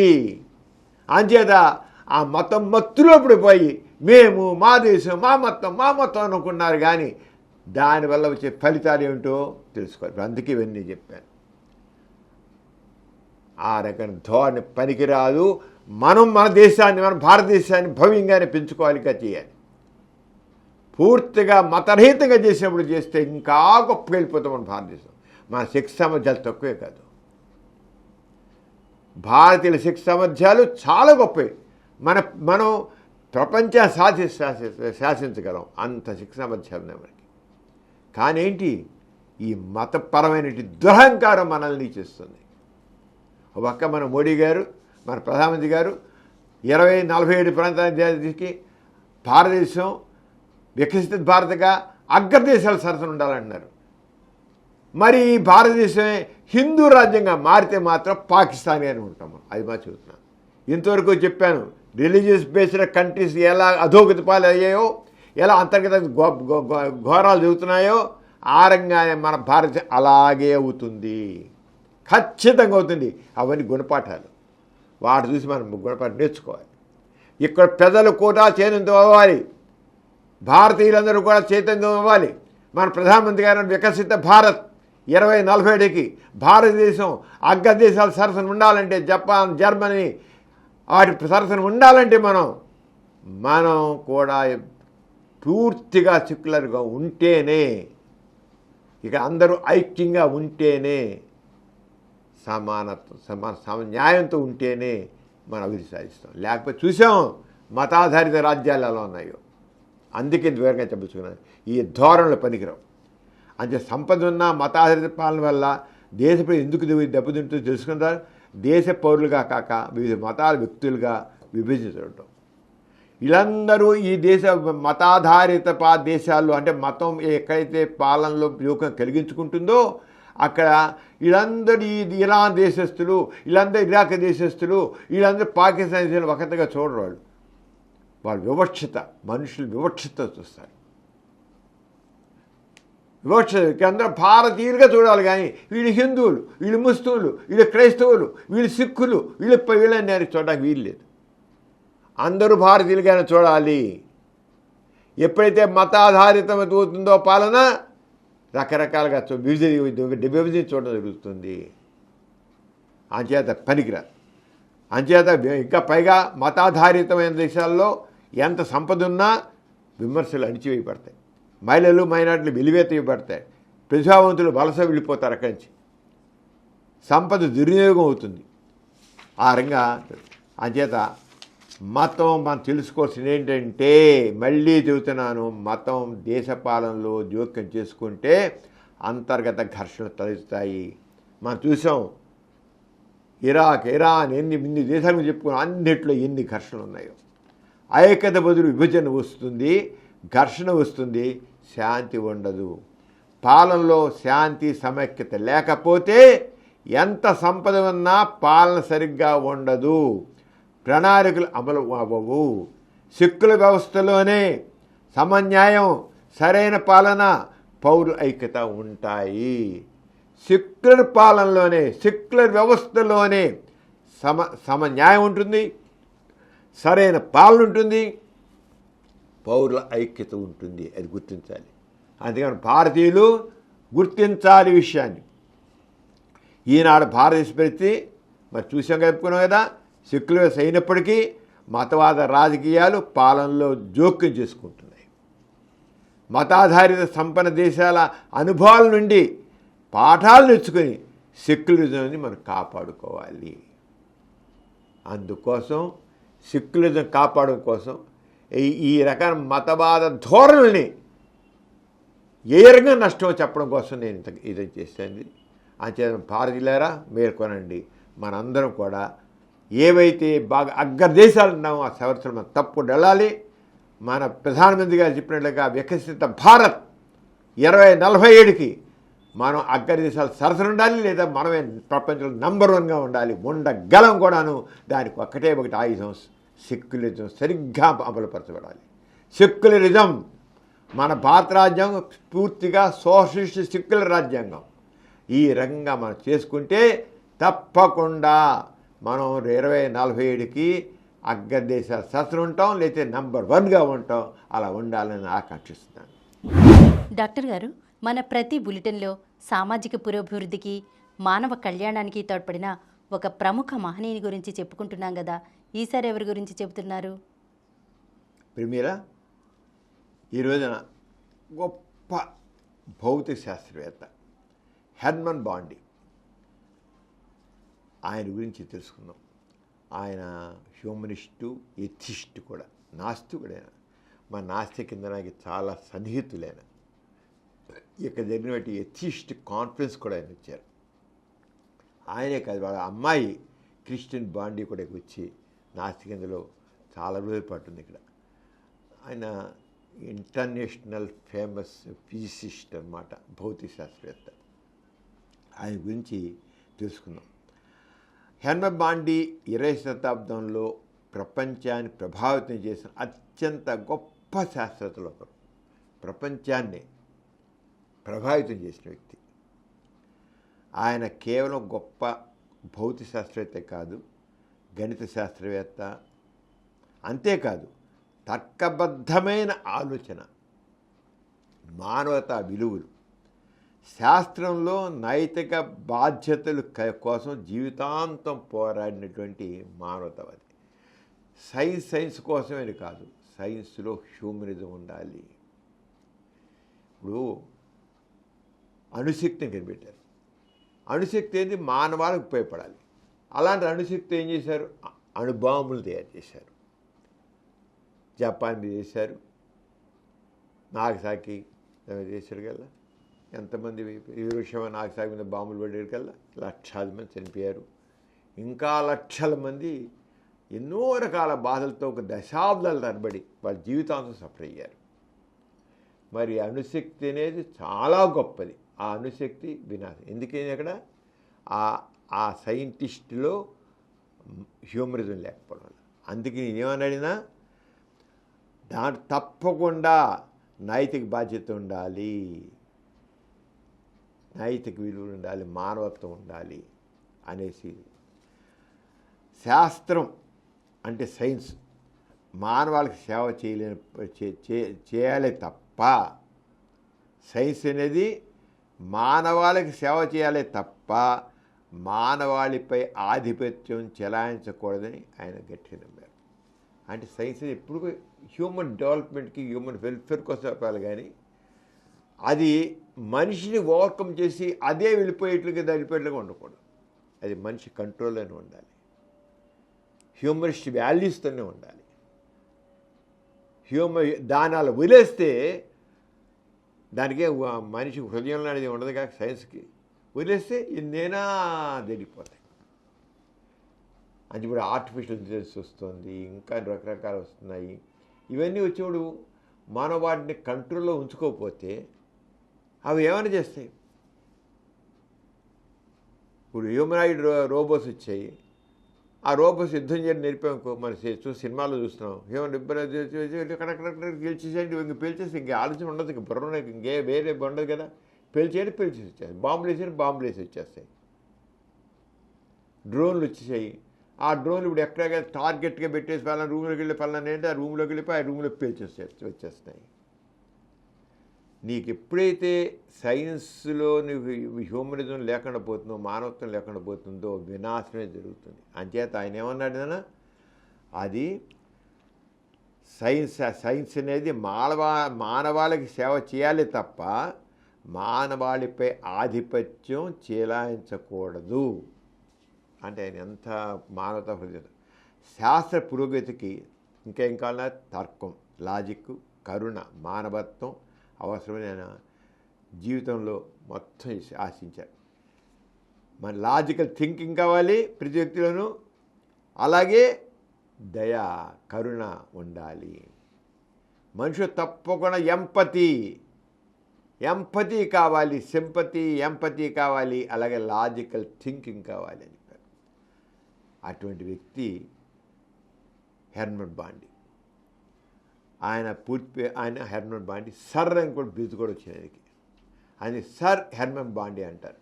సర్ అనేది బ్రిటిష్ గవర్నమెంట్ ఇచ్చినటువంటి బిరుదు ఆయనకి. మనం పద్మభూషణ, పద్మవిభూషణ అని వెళ్తాము, ఆయన గవర్నమెంట్ వాళ్ళకి సర్ అని పిలిచిందన్నమాట. సర్ హెర్మన్ బాండి అంటారు. ఆయన 1919 నవంబర్ 1 వియన్నాలో, ఆస్ట్రియాలో వియన్నాలో ఆయన జన్మించారు. ఇప్పుడు 1919 నవంబర్ 1 వియన్నాలో జన్మించారు. ఆయన మరణించడం కూడా 2005లో సెప్టెంబర్ 10 యూకేలో మరణించారు. పుట్టింది వియన్నా, పోయింది యూకే. ఏంటి ఆయన పుట్టిన దేశంలో కాకుండా ఇంకో దేశంలో మరణించడం ఏంటది అసలు కథ ఇక్కడ ఉంది. పుట్టింది ఒక దేశం, కానీ పెరిగింది, మరణించింది మరొక దేశం. దాని వెనక పెద్ద కథ ఉంది. హెర్మన్ బాండి ఒక యూదు కుటుంబంలో జన్మించారు. ఎక్కడ? వియన్నాలో, అంటే దాదాపు జర్మనీ. యూదు కుటుంబం జన్మించారు. హిట్లరు, వాడు నాజిజం ఉంది కదా, హిట్లర్ నాజిజం, ఆ దుష్టత్వం బాగా పెరిగిపోయింది. నాజిజం యొక్క దుష్టత్వం మితిపేరడంతో యూదులపై హింసకి అంతు లేకుండా పోయింది. ఈయన యూదు కుటుంబం చెందినవాడు. వీళ్ళు యూదులు కనుక, అతను నాజిజం ఉంది కనుక యూదుల్ని ఊచకోత కూర్చిపరిచాడు. లక్షల దిగుబడి చదువుకున్నవాడు ఏం లేదు, అసలు చదువుకున్న వాళ్ళని మరీ కోసాడు. వాడు ఎడ్యుకేట్ అయ్యి ఉండి, ప్రొఫెసర్ అయ్యి ఉండి, సైంటిస్ట్ అయి ఉంటే ఎస్ఐ ముందు వాడి ముందే. ఎందుకంటే వాళ్ళలో తెలుగులో నాకు ఇల్లేదు, వాళ్ళు తెలుగులో ఉన్నంటే మళ్ళీ నా మీద పడతాడు. అంచేత వేసే ఇంకేలేదు, పట్టపట్ట కొన్ని వేల మంది, లక్షల మంది చంపరిస్తాడు. ఆ రంగా ఇతను యూత్ కుటుంబం చెందినవాడు. అంచేత యూత్ జాతికి చెందినటువంటి హెర్మన్ బాండి కుటుంబం బ్రిటన్కి వలస వెళ్ళిపోయింది. అక్కడి నుంచి మరి అందరూ వెళ్ళిపోయారు, చాలా వెళ్ళిపోయారు, దానిలో వీళ్ళు కూడా వెళ్ళిపోయారు. ఆ దేశం చివరికి స్వదేశం అయిపోయింది. యూకేలోనే, యునైటెడ్ కింగ్డమ్లోనే ఆయన ఉన్నారు. హిట్లర్ యొక్క జాతి దురహంకారం భయంకరంగా చూసిన వ్యక్తి హెర్మన్ బాండి. హిట్లర్ నాజిజం, ఆ జాతి దురహంకారం ఎంత దుష్టత్వం కలిగి ఉంటుంది అనేది చవి చూశాడు హెర్మన్ బాండి. జాతి దురహంకారం మీద, అధికార వాదం మీద తీవ్రమైన వ్యతిరేకత హెర్మన్ బాండికి ఏర్పడింది.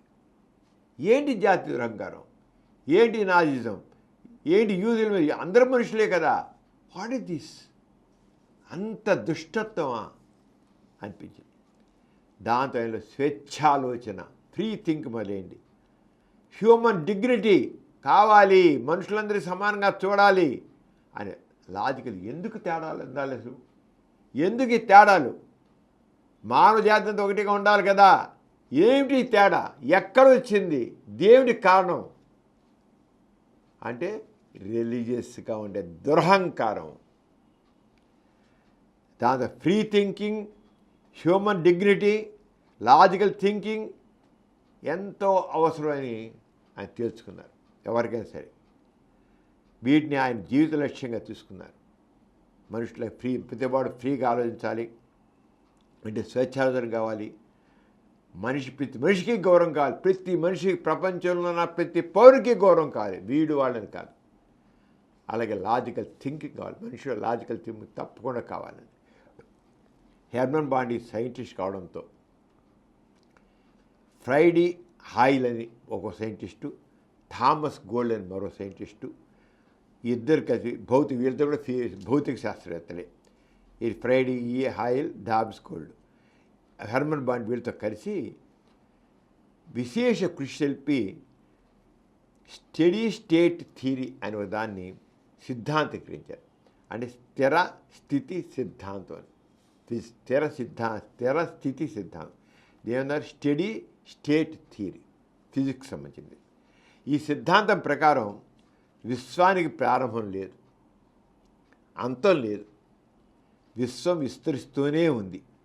విస్తరణలో కొత్త పదార్థం సృష్టింపబడుతుంది, విస్తరింపబడుతుంది, కొత్త పదార్థం సృష్టింపబడుతుంది. విశ్వం అన్ని కాలాల్లో ఒకేలా ఉంటుంది అని ఆ థియరీని సిద్ధాంతీకరించారు హెర్మన్ బాండిని అతను కలిసి.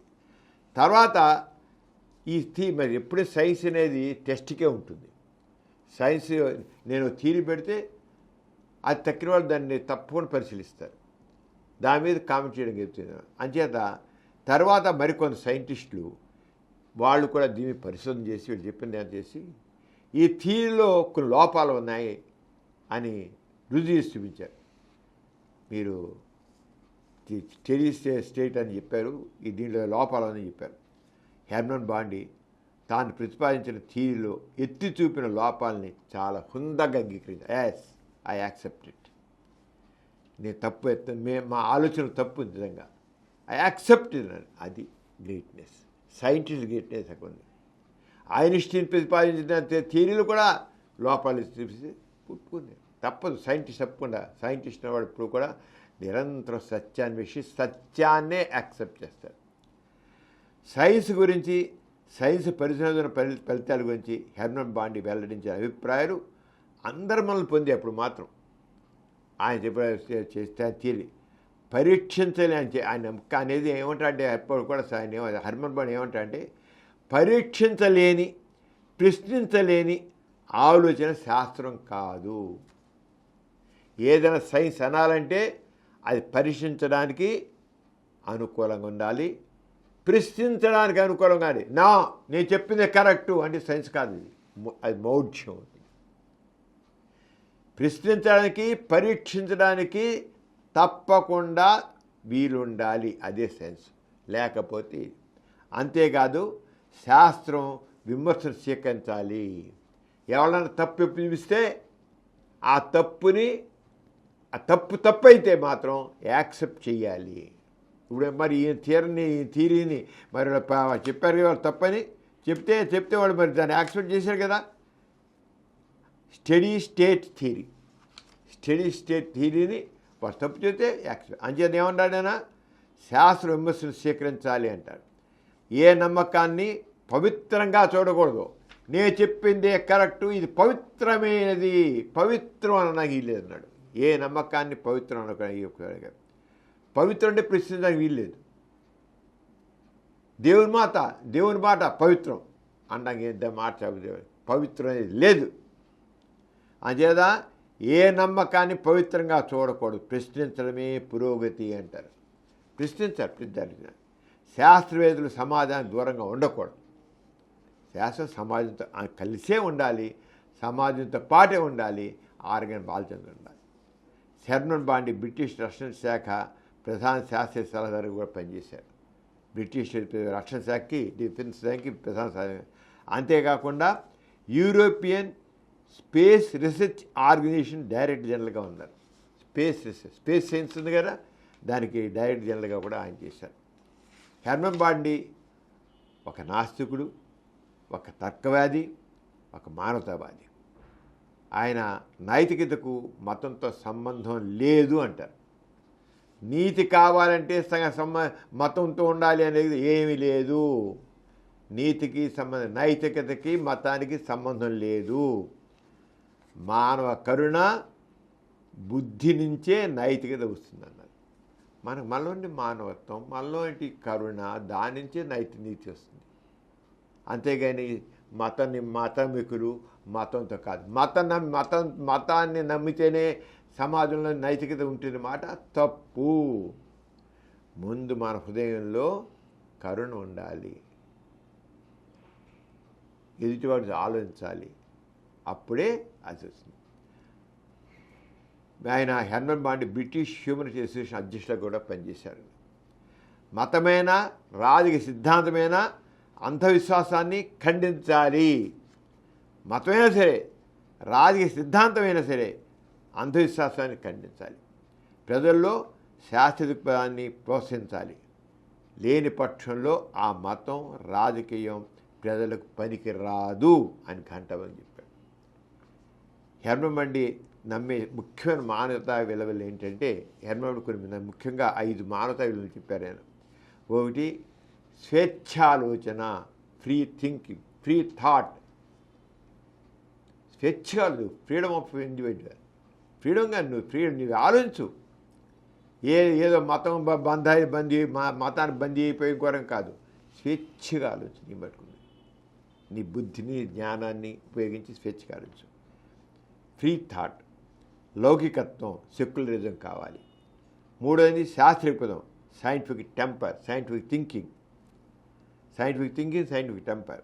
మానవ గౌరవం, హ్యూమన్ డిగ్నిటీ. ప్రతి వ్యక్తికి గౌరవం కావాల్సిందే. వాళ్ళు ఎక్కువ కాదు, తక్కువ కాదు. Human dignity. 5వది సామాజిక, సోషల్ రెస్పాన్సిబిలిటీ. ప్రతి వాళ్ళకి సామాజిక బాధ్యత ఉంది. ఆరంగా స్వేచ్ఛాలోచన, లౌకికత్వం, శాస్త్రీయపదం, మానవ గౌరవం, సామాజిక బాధ్యత. ఈయన చెప్పిన ప్రధానమైన చేయాలి. అంధవిశ్వాసం సమాజానికి, శాస్త్రానికి ప్రమాదకరం అన్నారు ఆయన. అంధవిశ్వాసం సమాజానికి ప్రమాదమే, సైన్స్కి ప్రమాదకరం. హెర్మన్ బాండి ఇచ్చిన ముఖ్య సందేశాలంటే శాస్త్రం విమర్శను స్వీకరించాలి. సైన్స్ అనేది ఎవరైనా నీ దాంట్లో తప్పు ఉందయ్యా అంటే దాని గురించి వాళ్ళు ఎత్తి చూపిస్తుంటే దాన్ని స్వీకరించాలి. అంతేగాని నేను చెప్పిందే రైట్ అని ఏ సైంటిస్ట్ అన్నానికి వీలు లేదు. ఇంకోళ్ళు నీ దాంట్లో ఈ లోపం ఉంది అంటే వినాలి. ఆ లోపాన్ని ఎత్తి చూపిస్తే యాక్సెప్ట్ చేయాలి. ఫస్ట్ థింగ్ సైంటిస్ట్ కావాలి. తర్వాత సాక్ష్యాధారాలతో రుజువైన దాన్ని సత్యంగా తీసుకోవాలి. అంతేగాని ఊరికే మత గ్రంథాలు చెప్పారు కదా, సాక్ష్యాధారాలతో రుజువైన దాన్నే సత్యంగా తీసుకోవాలి. మతం లేకుండానే నైతిక సాధ్యం. మతం లేకపోతే నీతి ఎక్కడ ఉంటుందంటారు. మతం లేకుండానే నైతికత సాధ్యం. ప్రజాస్వామ్యానికి తర్కబద్ధమైన ఆలోచన అవసరం అంటారు. ఆలోచించలేని సమాజం సులభంగా మోసపోతుంది. మూఢనమ్మకాలు ఇన్ని ఉన్నాయంటే కారణం ఏంటి? ఆ సమాజంలో ఆలోచించే గుణం లేదు. ఏ చెప్తే వినేడే. భారతదేశంలో ఇన్ని మూఢనమ్మకాలు ఉన్నాయంటే మనం ఆలోచించకుండా యాక్సెప్ట్ చేసేస్తున్నమాట. ఆలోచించలేని సమాజం సులభంగా మోసపోతుంది. మూఢనమ్మకాలు వస్తాయి, ఎన్నో అనుమానాలు వస్తాయి. మానవత్వానికి తర్కం అవసరం. లాజికల్ థింకింగ్ అనేది ఎంత ఒక సైన్స్లో ముఖ్యం, సామాజిక విషయాలు కూడా లాజికల్ థింకింగ్ అవసరం. హెర్మన్ బాండి చెప్పే కదా ముందే నాస్తిక కేంద్రానికి అత్యంత సన్నిహితుడు. ఆయన తిరిగి ఇంటర్నేషనల్ కాన్ఫరెన్స్లో వచ్చారు. ఆయన గోరా సైన్స్ సెంటర్ నాస్తి కేంద్రంలో ఆయనకి ఇక్కడ గవర్నమెంట్ ఆఫ్ ఇండియా ఆయన పిలిచి ఇక్కడ సన్మానించి ఆయనకు ఒక అవార్డు కూడా ఇచ్చింది. భారత ప్రభుత్వం కూడా ప్రపంచంలో ఎన్నో దేశాలకు అవార్డులు ఇచ్చాయి.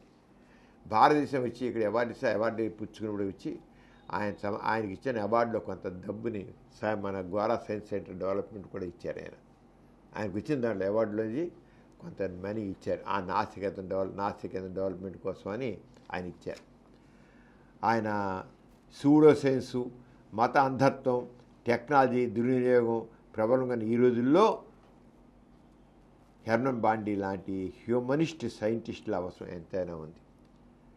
సూడో సైన్స్ ఎంత సైన్స్ పెట్ట అన్ని మూఢనమ్మకాలు వస్తాయి. అంధవిశ్వాసాలు ముడిపెట్టి సైన్స్ అంటూ మాట్లాడతారు.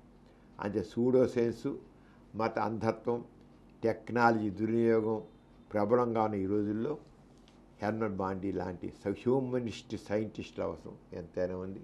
అంచేత ప్రతి ఒక్కరు కూడా ఇలాంటి సైంటిస్టులను ఆదర్శంగా తీసుకోవాలి. అందులో యువతరం, ముఖ్యంగా యువతరం వాళ్ళందరూ కూడా అర్థం చేసుకుని చక్కని సమాజాన్ని నిర్మించడానికి తోడ్పడాలి. ఎథిస్ట్ బులెటిన్లో చిన్న విరామం. ఆధునిక కాలంలో చిన్న వయసులోనే యువతలో గుండెపోటు, రక్తనాళాలు మూసుకుపోవడానికి కారణాలు ఏమిటి? మూలకణ మార్పిడితో డయాబెటీస్కు చికిత్స, యాంటీబయాటిక్స్ అతిగా వాడడం వల్ల కలిగే అనర్థాలు ఏమిటి? రోబోలతో సంక్లిష్టమైన సర్జరీలు, బట్టతలకు అడ్డుకట్ట వేయడం ఎలా? స్మార్ట్ ఫోన్తో పెరుగుతున్న మయోపియా, గుండెపోటుకి మలబద్ధకానికి లంకె ఏమిటి? షుగర్ వ్యాధి ఉన్నవారు కిడ్నీ ఫెయిల్యూర్ అవ్వకుండా ఎలాంటి జాగ్రత్తలు తీసుకోవాలి? మెదడు సైజు పెరగడానికి కారణాలు ఏమిటి? సంతోషాన్నిచ్చే హార్మోన్ కోసం ఏం చెయ్యాలి?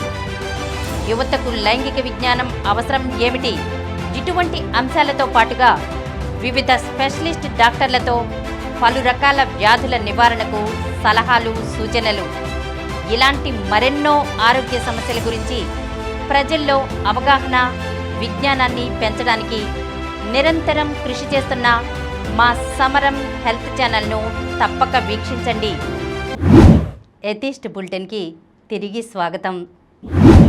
డాక్టర్ గారు, మానవ జన్మకు మోక్షంతోనే సార్థకత అని, జపం చేయడం ద్వారానే అది సాధ్యమని నమ్ముతారు కదా, ఈ విషయం గురించి మీరేమంటారు?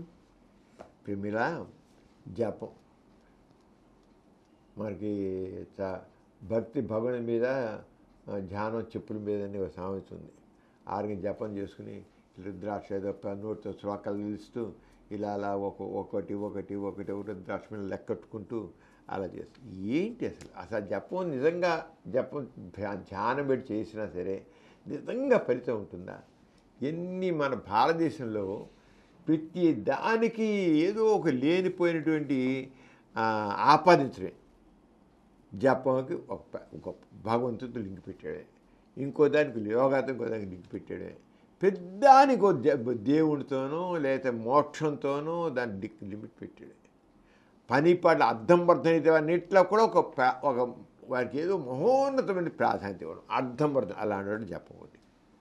అర్థం పర్థం లేని విషయాలు వాటికి ఏదో నువ్వు బ్రీతింగ్ ఎక్సర్సైజ్ చేసావు, యోగా చేసావు, చేస్తే నీకు కొద్దిగా స్ట్రెస్ తగ్గుతుంది అని అనుకో, ఓకే. వాళ్ళు మెడిటేషన్ చేసినట్లయితే ఆ మెడిటేషన్లో ఒకటే విషయం మీద ఆలోచిస్తారు, కూర్చొని చేసినట్లయితే స్ట్రెస్ తగ్గుతుంది అంటారు. ఓకే, కొన్ని విషయాలు కొంత ఒప్పుకోవచ్చు. కానీ కొన్ని అసలు మౌఢ్యంతో కొన్ని వాటికి కూడా చెప్పలేంత గొప్పదనాలు ఆపాయి. అలాంటిది చెప్పం ఒకటి. ఇప్పుడు మెడిటేషన్ కళ్ళు మూసుకొని వాడు ఏదో ఒకే విషయం అలా ఆలోచిస్తుంటే ఆ చేస్తుంటే స్ట్రెస్ తగ్గుతుంది. అదే బ్రీదింగ్ ఎక్సర్సైజ్ కూడా, ప్రాణాయామం అంటారు. ప్రాణాయామం స్ట్రెస్ తగ్గుతుంది. దాంట్లో తప్పకుండా కొంత తేడా ఉంటుంది. అక్కడ మనకి చెప్పేవాళ్ళు చేసిన అర్థం. దీంట్లో జపానికి ఏంటి చెప్తాను చూడలాగిస్తారు. పుణ్య ప్రదేశాల్లోనూ దేవతా సన్నిధుల్లోనూ జపం చేస్తే 10,000 రెట్లు ఫలితం వస్తుంది. ఇంట్లో గురించి జపం చేయడం కాదు, ఎక్కడ చేయాలి? పుణ్య ప్రదేశాలు అంటే కాశీలో కానీ లేదు ఋషికేశ్లో కానీ అక్కడ పోయి కూర్చొని జపం చేయాలి. చేస్తే దేవతా సన్నిధిలో కూర్చొని చేసిన 10,000 రెట్లు ఇంట్లో కూర్చేసినాయంటే 10,000 రెట్లు ఫలితం వస్తుంది. శివ సాన్నిధ్యంలో జపం చేస్తే మహోన్నతమైన ఫలం వస్తుంది. అంటే శివాలయం దగ్గర కూర్చొని చేసినా కూడా శివసాన్నిధ్యం శివాలయం దగ్గర ఒప్పుకోలేదు చేస్తే కూడా మహోన్నతమైన ఫలితం వస్తుంది. శివుడికి నీకు పెట్టేశాడు. ఇంకా మాలైందా ఇంకా చూడసి ఎలా పెడతారు, పులితోలు మీద కూర్చుని జపం చేస్తే మోక్షం కలుగుతుంది. పులితోళ్ళు ఉంటాయి కదా, ఆ పులితోలు కూర్చుని బాసి పెట్టి కూర్చుని జపం చేస్తే నీకు మోక్షం. ఇంకా నీకు ఈ జన్మ మళ్ళీ పుట్టవు, ప్రేమిలు మళ్ళీ పుట్టదు, పరమాత్మలో ఏకమైపోతావు. ఆ ఈ ఆత్మ వెళ్ళిపోయి ఆ పరమాత్మలో కలిసిపోతుంది, నీకు మరో జన్మ ఉండదు, మోక్షం. మానవ జన్మ కంటే ఇది మానవ జన్మ నికృష్టమైన జన్మ అన్నమాట. వాళ్ళ మాటల్లో నికృష్టమైన జన్మ నుంచి మోక్షం పొంది పరమాత్మలో లేకుండా. అంచేత నువ్వు పులితోలు నువ్వు కూర్చొని జపం చేస్తే మోక్షం కలుగుతుంది. మరి గుర్తుంచుకో. అంటే చూడాలి ఉండవు. ఇది ఇలా ఉండగా వెదురు తడికిపోయి జపం చేస్తే దరిద్రం వస్తుంది. కొంత ఎలుకలతో మామూలుగా కూర్చొని తాటాకులు లేకపోతే ఇంకోటి దాన్ని చేస్తారు. అల్లికేసిన మామూలు చేపలు ఉంటాయి, వెదురుతో చేసే చాప మీద కూర్చున్న ఒక వెదురు చాప ఆ చాప మీద కూర్చొని చేస్తే దరిద్రం వస్తుంది, నీకు దరిద్రాలు అవుతావు. రాతి మీద కూర్చొని జపం చేసావా రోగాలు వస్తాయి. చూడు ఎలా చెప్తారు, రాతి మీద కూర్చొని జపం చేస్తే రోగాలు వస్తాయి. నేల మీద కూర్చొని జపం చేస్తే దౌర్భాగ్యం అంటుకుంటుంది. మనుషుల్ని ఎలా మనుషులు చాలా సెంటిమెంట్లు ఫుల్ చేసి పెడతారు చూడు. గడ్డి మీద కూర్చొని జపం చేస్తే కీర్తిహీనురాలు అవుతావు. అబ్బా మెత్తగా ఉంది చక్కన పచ్చిక తివాసేనుకు గడ్డి మీద కూర్చున్నావు, నువ్వు ఎందుకు పని వేస్ట్ పిలో నేనందరూ తిడతారు, దరిద్రాలు నేను లేనిపోయి ఆపదిస్తారు అన్నమాట నీకు. అది ఇప్పుడు జపం చేయాలి. అర్థమైనా? అంటే ఎలాగ చేశారో జపం ఉంచి అది ఎలా ఉన్నాయో. అసలు జపం చేయడం వల్ల ఎటువంటి ఫలితం లేదు. అంతేగాని ప్రదేశాలు కూర్చునో దేవతా సన్నిధిలో కూర్చునో జపం 10,000 రెట్లు ఇంటూ విధంగా ఉంటే అన్నారు కదా, అది ఏమీ లేదు. ఇవన్నీ జపం గురించి చెప్పేవన్నీ అవాస్తవాలే, వాస్తవాలు కాదు. జపం చేసేప్పుడు మనిషి ఏకాగ్రతతో భగవంతుడి మీద లగ్నం చేయడం వల్ల ప్రశాంతత కలగడమే కాకుండా లాభం చేకూరుతుంది అంటారు. అది నిజం కాదు. పరమాత్ముడు అనేవాడు అసలు లేనే లేడు. ఏ వ్యక్తి అయినా ఏ విషయంపైన అయినా మనసును కేంద్రీకరించ ఆలోచన చేస్తే మనసుకు ప్రశాంతత చేకూరుతుంది. అది కరెక్ట్. నువ్వు ఏదైనా కూర్చొని అసలు నీ మనిషి బాగా స్ట్రెస్లో ఉన్నావు, ఒక లైట్ చిన్న ఎర్ర దీపం కానీ ఇంకేదో దూరంగా పెట్టుకో, దాని వంక అలా కూర్చో, అలా చూస్తూ కూర్చో, అలా ఒక 5 నిమిషాలు కూర్చో, నీరు స్ట్రెస్ తగ్గిపోతుంది. ఎక్కడో దూరంగా కూర్చో, ఓ చెట్టు మీద ఒక పచ్చి గూడు ఉంది, నువ్వు ఇంట్లో ఫస్ట్ ఫ్లోర్లోనో ఇంటి డాబా ఉందో మేడ కూర్చుని అలాగా ఆ చెట్టు ఉంది, ఆ చెట్టు మీద ఒక పచ్చి గూడు పెట్ట ఉండొచ్చు, పెట్ట గూడ ఉండొచ్చు, పెట్ట ఉన్నా అదే పెట్ట గూడు ఉంటే దాన్ని అలా చూస్తూ కూర్చోసేపు ఒక 5 నిమిషాలు 10 నిమిషాలు అలా తదేంగా చూడు, దాన్నే చూస్తుండు, నీలో స్ట్రెస్ తగ్గిపోతుంది. మనిషి రకరకాల కారణాల స్ట్రెస్ వస్తుంది. ఆరోగ్య జపం చేసిన జపం అలాగే అంత నా జపదేవి లెక్క కానీ ధ్యానం మెడిటేషన్లోని వాటిలో చేస్తారు, అలాగే హిప్నాటిజంలో చేస్తారు, ప్రాణాయామంలో చేస్తారు, రకరకాలు చేస్తారు. అవన్నీ స్ట్రెస్ తగ్గింది. దీంట్లో అలాంటిది లేదు. పరమాత్మ వాడు లేడు.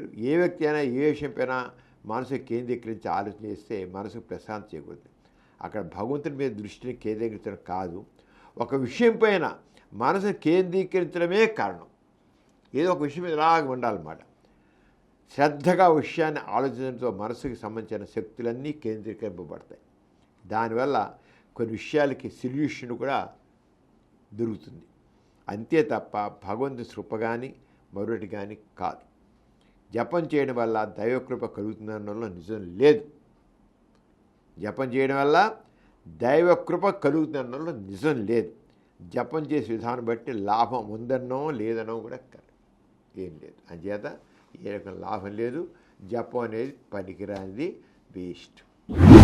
డాక్టర్ గారు, మతాలతోనే అనేక సమస్యలు అనుకుంటుంటే ఇటీవల కుల సంఘాలు విపరీతంగా పెరిగిపోతున్నాయి.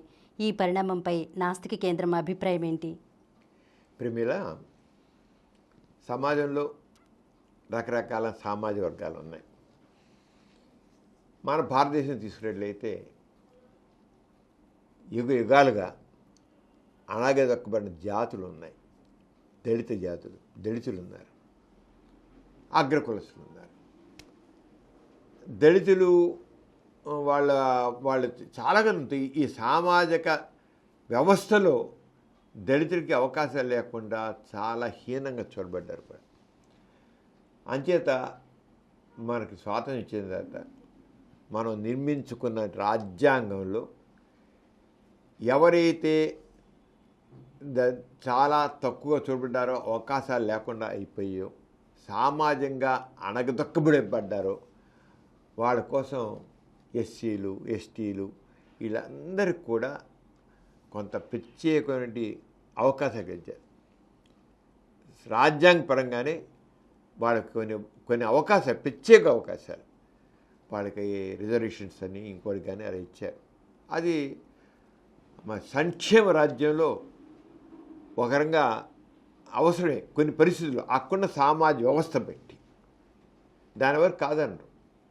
ఎందుకంటే దేశంలో ఉన్న ప్రతి ఒక్కరు కూడా పైకి రావాలి. ఎవరికైతే అవకాశాలు లేవో, అవకాశాలు లేని వాళ్ళకి, ఎవరి ఇంతకాలం అనగదొక్కబడి ఎవరైతే ఏ రకంగా గుర్తింపు లేకుండా ఉన్నారో, వాళ్ళు పైకి రావడానికి అవకాశాలు లేకుండా ఉన్నారో, వాళ్ళు పైకి తీసుకురావడం మన సంక్షేమ రాజ్యం, వెల్ఫేర్ స్టేట్ యొక్క బాధ్యత కూడా. వాళ్ళు పైకి రావాలి కూడా. ఎందుకంటే అందరికీ సమాన అవకాశాలు. సెక్యులర్ స్టేట్లో ప్రతి వాళ్ళకి సమాన గౌరవం కావాలి, సమాన అవకాశాలు కావాలి. అది కావాల్సింది. అయితే ఇవి ఆరంగ రాజ్యంగా కొన్నిట్లకి ఇవ్వబడింది. కానీ ఇది ఒక రకంగా దుర్వినియోగం కూడా అవుతుంది. అవి ఏంటి వాళ్ళు తెలుసుకున్నాం. మంచి చెడుని చూసి ఇప్పుడు అడిగావు కదా, ఈ కుల సంఘం, ఇప్పుడు మతాలు ఏ రంగానే కులాలకు సంబంధించిన కూడా ఏ రంగా ఇలా ఉంటే కుల సంఘాలు ఉండడం వల్ల మనకి ఇబ్బందులు ఏర్పడుతున్నాయి అన్నావు. అవి ఏంటవన్నీ చెబుతాం, తెలుసుకున్నాం. కొద్ది హిస్టారికల్గా కూడా చూసి మనం వెళ్ళి ఈ కుల సంఘాలు వల్ల ఏ రంగా నష్టాలు వస్తాయి, ఈ కుల సంఘాలు ఎప్పుడు ఎక్కడ తోడ్పడ్డాయి, ఎక్కడ నష్టం చేస్తాయి కూడా మనం కొద్దిగా ఓపెన్ మైండ్తో ఆలోచిద్దాం. నువ్వు అడిగిన దాని విషయంలో నేను ఓపెన్ మైండ్గానే మాట్లాడతాను నీతో. ఓపెన్ మైండ్గా మన సెక్యులర్ స్టేట్లో ఈ లౌకిక దేశం కులాధారిత సంఘాలు ఏమిటంటే ఈ సామాజిక న్యాయానికి ఉపయోగపడ్డాయా లేదా అనేది ఆలోచిద్దాం. లౌకిక దేశంలో అంటే మన సెక్యులర్ స్టేట్లో ప్రభుత్వం పౌరులను సమానంగా చూడాలి. అంతేకాదు అందరూ సమానమే. రాజ్యాంగపరంగా ప్రతి ఒక్కళ్ళు సమానమే. వాళ్ళు అగ్రకులస్తులు కావచ్చు, దళితులు కావచ్చు, ఎవరైనా కావచ్చు, అందరూ సమానమే. అందరికీ సమానమైన గౌరవం కావాలి, సమాన అవకాశాలు కావాలి, సమానమైన అభివృద్ధి కావాలి. ప్రభుత్వం అది అందరూ ఒప్పుకు తీరాలి. జన్మ ఆధారిత కులాలకు ప్రాధాన్యం ఇవ్వకూడదు. పుట్టారు కనుక అనేది కాదు, అందరికీ సమాన అవకాశాలు కావాలి. జాతీయ ఐక్యతని పెంపొందించాలి. ఇది సెక్యులర్ దేశం. దేశంలో అందరి పౌరులకి సమానంగా అవి జాతీయ ఐక్యత రావాలంటే అందరికీ సమాన గుర్తింపు ఉండాలి, సమాన గౌరవం ఉండాలి, సమానమైనగా డెవలప్ అవ్వడానికి అవకాశాలు కాదు, కొంతమందికి ఉండకూడదు. సెక్యులర్ స్టేట్ అన్నప్పుడు అందరూ చక్కగా ప్రతి ఒక్కళ్ళు అభివృద్ధి చెందాలి. ఎవరైతే అవకాశాలు లేకుండా ఉన్నారో, అవకాశాలు లేని వాళ్ళు కూడా అవకాశాలు పొంది పైకి రావాలి. ఇది సెక్యులర్ స్టేట్ యొక్క ప్రధాన ధ్యేయం. అయితే సమాజంలో కులాధారిత సంఘాలు ఉన్నాయి. మరి అందరూ సమానం చెప్పినట్టు ఏంటి, అందరూ సమానం వీళ్ళకి ఎందుకు అవకాశాలు ఇచ్చినా అనకూడదు. ఎందుకంటే ఎందుకు అనబడి ఉన్నారు కనుక వాళ్ళకి కొంత అవకాశం ఇవ్వాలి సెక్యులర్ స్టేట్లో. అంచేత ఆ కులాల వాళ్ళకి ఉద్ధరణ కోసం అని కొన్ని అవకాశం ఇచ్చారు, హక్కులు ఇచ్చారు, వాళ్ళకి ప్రాతినిధ్యం కూడా ఇచ్చారు. ఇప్పుడు ఎలక్షన్స్లో నియోజకవర్గాలు ఎస్టీ నియోజకవర్గాలు ఇచ్చారు, ఎస్టీ నియోజకవర్గాలు ఇచ్చారు. ఎందుకని అక్కడ వాళ్ళు రావాలి. వాళ్ళు ఎంతవరకు లేకపోతే వాళ్ళు అవకాశాలు లేకుండా డిప్రైవ్డ్ ఆఫ్ ప్రివిలేజ్ అరగించారు. రాజ్యాంగపరంగా వాళ్ళకి ఇచ్చారు అవకాశం. కావాలి, తప్పకుండా అందరూ సమానంగా ప్రతి వాళ్ళు ఒక స్థాయికి రావాలి, అందరూ సమానంగా డెవలప్ అవ్వాలి. ఆ డెవలప్ అవ్వడం కోసం ఎవరైతే ఇంతవరకు అవకాశాలు లేకుండా ఉండడం కోసం రాజ్యాంగ పరంగా వాళ్ళకి ఇచ్చారు. ఇది నిజంగా సమాజానికి ఉపయోగపడాలి లేదు చూద్దాం. ఇచ్చారు ప్రభుత్వ పరంగా, రాజ్యాంగ పరంగా అవకాశాలు ఉపయోగపడాలి అంటే సమాజాన్ని విభజించాయా? ఇప్పుడు ఎస్టీలకి ఎస్సీలకి వాళ్ళకి అవకాశాలు ఇచ్చారు. ఇచ్చేవడం వల్ల దీనివల్ల సమాజంలో విభజన వచ్చిందా అని చూస్తే దీనివల్ల మంచి జరిగింది, కొంత అర్థం చేసుకోకపోవడం వల్ల కొన్ని ఇబ్బందులు కూడా జరిగాయి. మంచి జరిగింది, మంచి తప్పకుండా జరిగింది. ఎందుకంటే ఎవరైతే అనుభవపడ్డారో వాళ్ళకి అవకాశాలు వచ్చే పైకి వచ్చారు. ఎందుకంటే ఇంతగానో పైగా అణగారిన వర్గాల యొక్క స్వరానికి కూడా విలువ వచ్చింది. ఇద్దరు కూడా మాట్లాడే పూర్వకాలం పోరా నువ్వు, ఏడరా నువ్వు చెప్పులు కుట్టేవాడివి, పోరా ఏంట్రా నువ్వు అనేది మనిషిని హీనంగా మాట్లాడేవాళ్ళు. ఇప్పుడు వాళ్ళకి మన రాజ్యాంగం ఇచ్చినటువంటి అవకాశాల వల్ల వాళ్ళు పైకి వచ్చారు. ఉద్యోగాల వాళ్ళకి ఇచ్చినటువంటి వాళ్ళకి ఇచ్చిన అవకాశాల వల్ల ప్రత్యేకంగా వాళ్ళకి అవకాశాలు ఇచ్చారు, ప్రత్యేకంగా వీళ్ళకి కేటాయింపులు ఇచ్చారు. అంతే వాళ్ళందరూ కూడా గౌరవంగానే వాళ్ళు మామూలు వ్యక్తి కూడా చాలా లో అంటే సమాజంలో స్థాయిలో ఉన్నవాళ్ళు కూడా ఐఏఎస్లు ఐపీఎస్లు పై దానికి వచ్చారు, గౌరవం పొందారు. చాలా అవసరం మన రాజ్యాంగం చేసినది. కొన్ని కులాలకి ఇంత స్వరం లేదు. మన రాజ్యాంగం మన భారతదేశం స్వాతంత్రం రానంత వరకు వాళ్ళకి వాయిస్కి విలువ లేదు. మన స్వాతంత్రం ఇచ్చాకే వాళ్ళందరికీ విలువ వచ్చింది, పూర్వకం లేదు. ఎందుకంటే రాజ్యాంగబద్ధంగా వాళ్ళకి ఇవ్వబట్టి పాలనలో కూడా అంతకు చోటు లేదు, చాలా చోటు ఇచ్చింది. అనగానే కుల సంఘాలు ఏం చేశారంటే వాళ్ళు ఏం చేశారు, వాళ్ళు ఇంకా ప్రభుత్వం దృష్టి తీసుకురావడం కోసం అని వాళ్ళందరూ సంఘటితీకృతం అయ్యి కుల సంఘాలు ఏర్పడి, అంటే ఎస్సీలు ఎస్టీలు అందరూ కూడా కుల సంఘాలు ఏర్పడి మా బాధలు ఇవి, మాకు ఈ రకమైన అవకాశాలు కావాలి అని ప్రభుత్వం దృష్టి తీసుకెళ్ళారు. ఆడగా కుల సంఘాలు కొంతవరకు ఈ కుల సంఘాలు ఉపయోగపడ్డాయి. ఏ రకంగా హ్యూమన్ డిగ్నిటీ కోసం, వాళ్ళ డిగ్నిటీ కోసం, వాళ్ళ అవకాశాల కోసం కుల సంఘాలు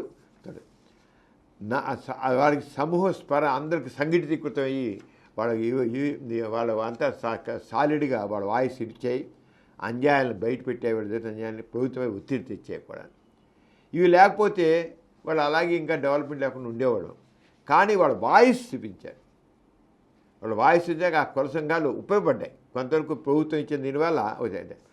పైగా వాళ్ళకి ఆత్మగౌరవం వచ్చి ఇంతవరకు ఏరా ఒరే అని ఉండేవి, వాళ్ళకు కూడా కొద్ది గౌరవం వచ్చింది సమాజంలో. మన రాజ్యాంగబద్ధంగా ఇచ్చేందుకు వచ్చే ఈ కుల సంఘాలు కూడా ఆ రంగా సమూహంగా అందరికీ అంటే సంఘటీకృతమైనటువంటి ఒక వాయిస్ ఇవ్వగలిగాయి అన్నమాట. ఆ రంగా తగ్గించాయి.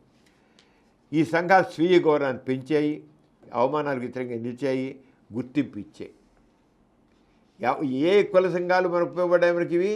ఎవరైతే ఇంతవరకు అణగదొక్కబడి ఉన్నారో, సమాజం వీలు లేకుండా ఉన్నారో ఆ వ్యక్తుల యొక్క గౌరవం కోసం ఆ కుల సంఘాలు చేసినవి వాళ్ళకి స్వీయ గౌరవాన్ని పెంచాయి, అవమానాలకు వ్యతిరేకంగా నిలిచాయి, గుర్తింపుని ఇచ్చాయి.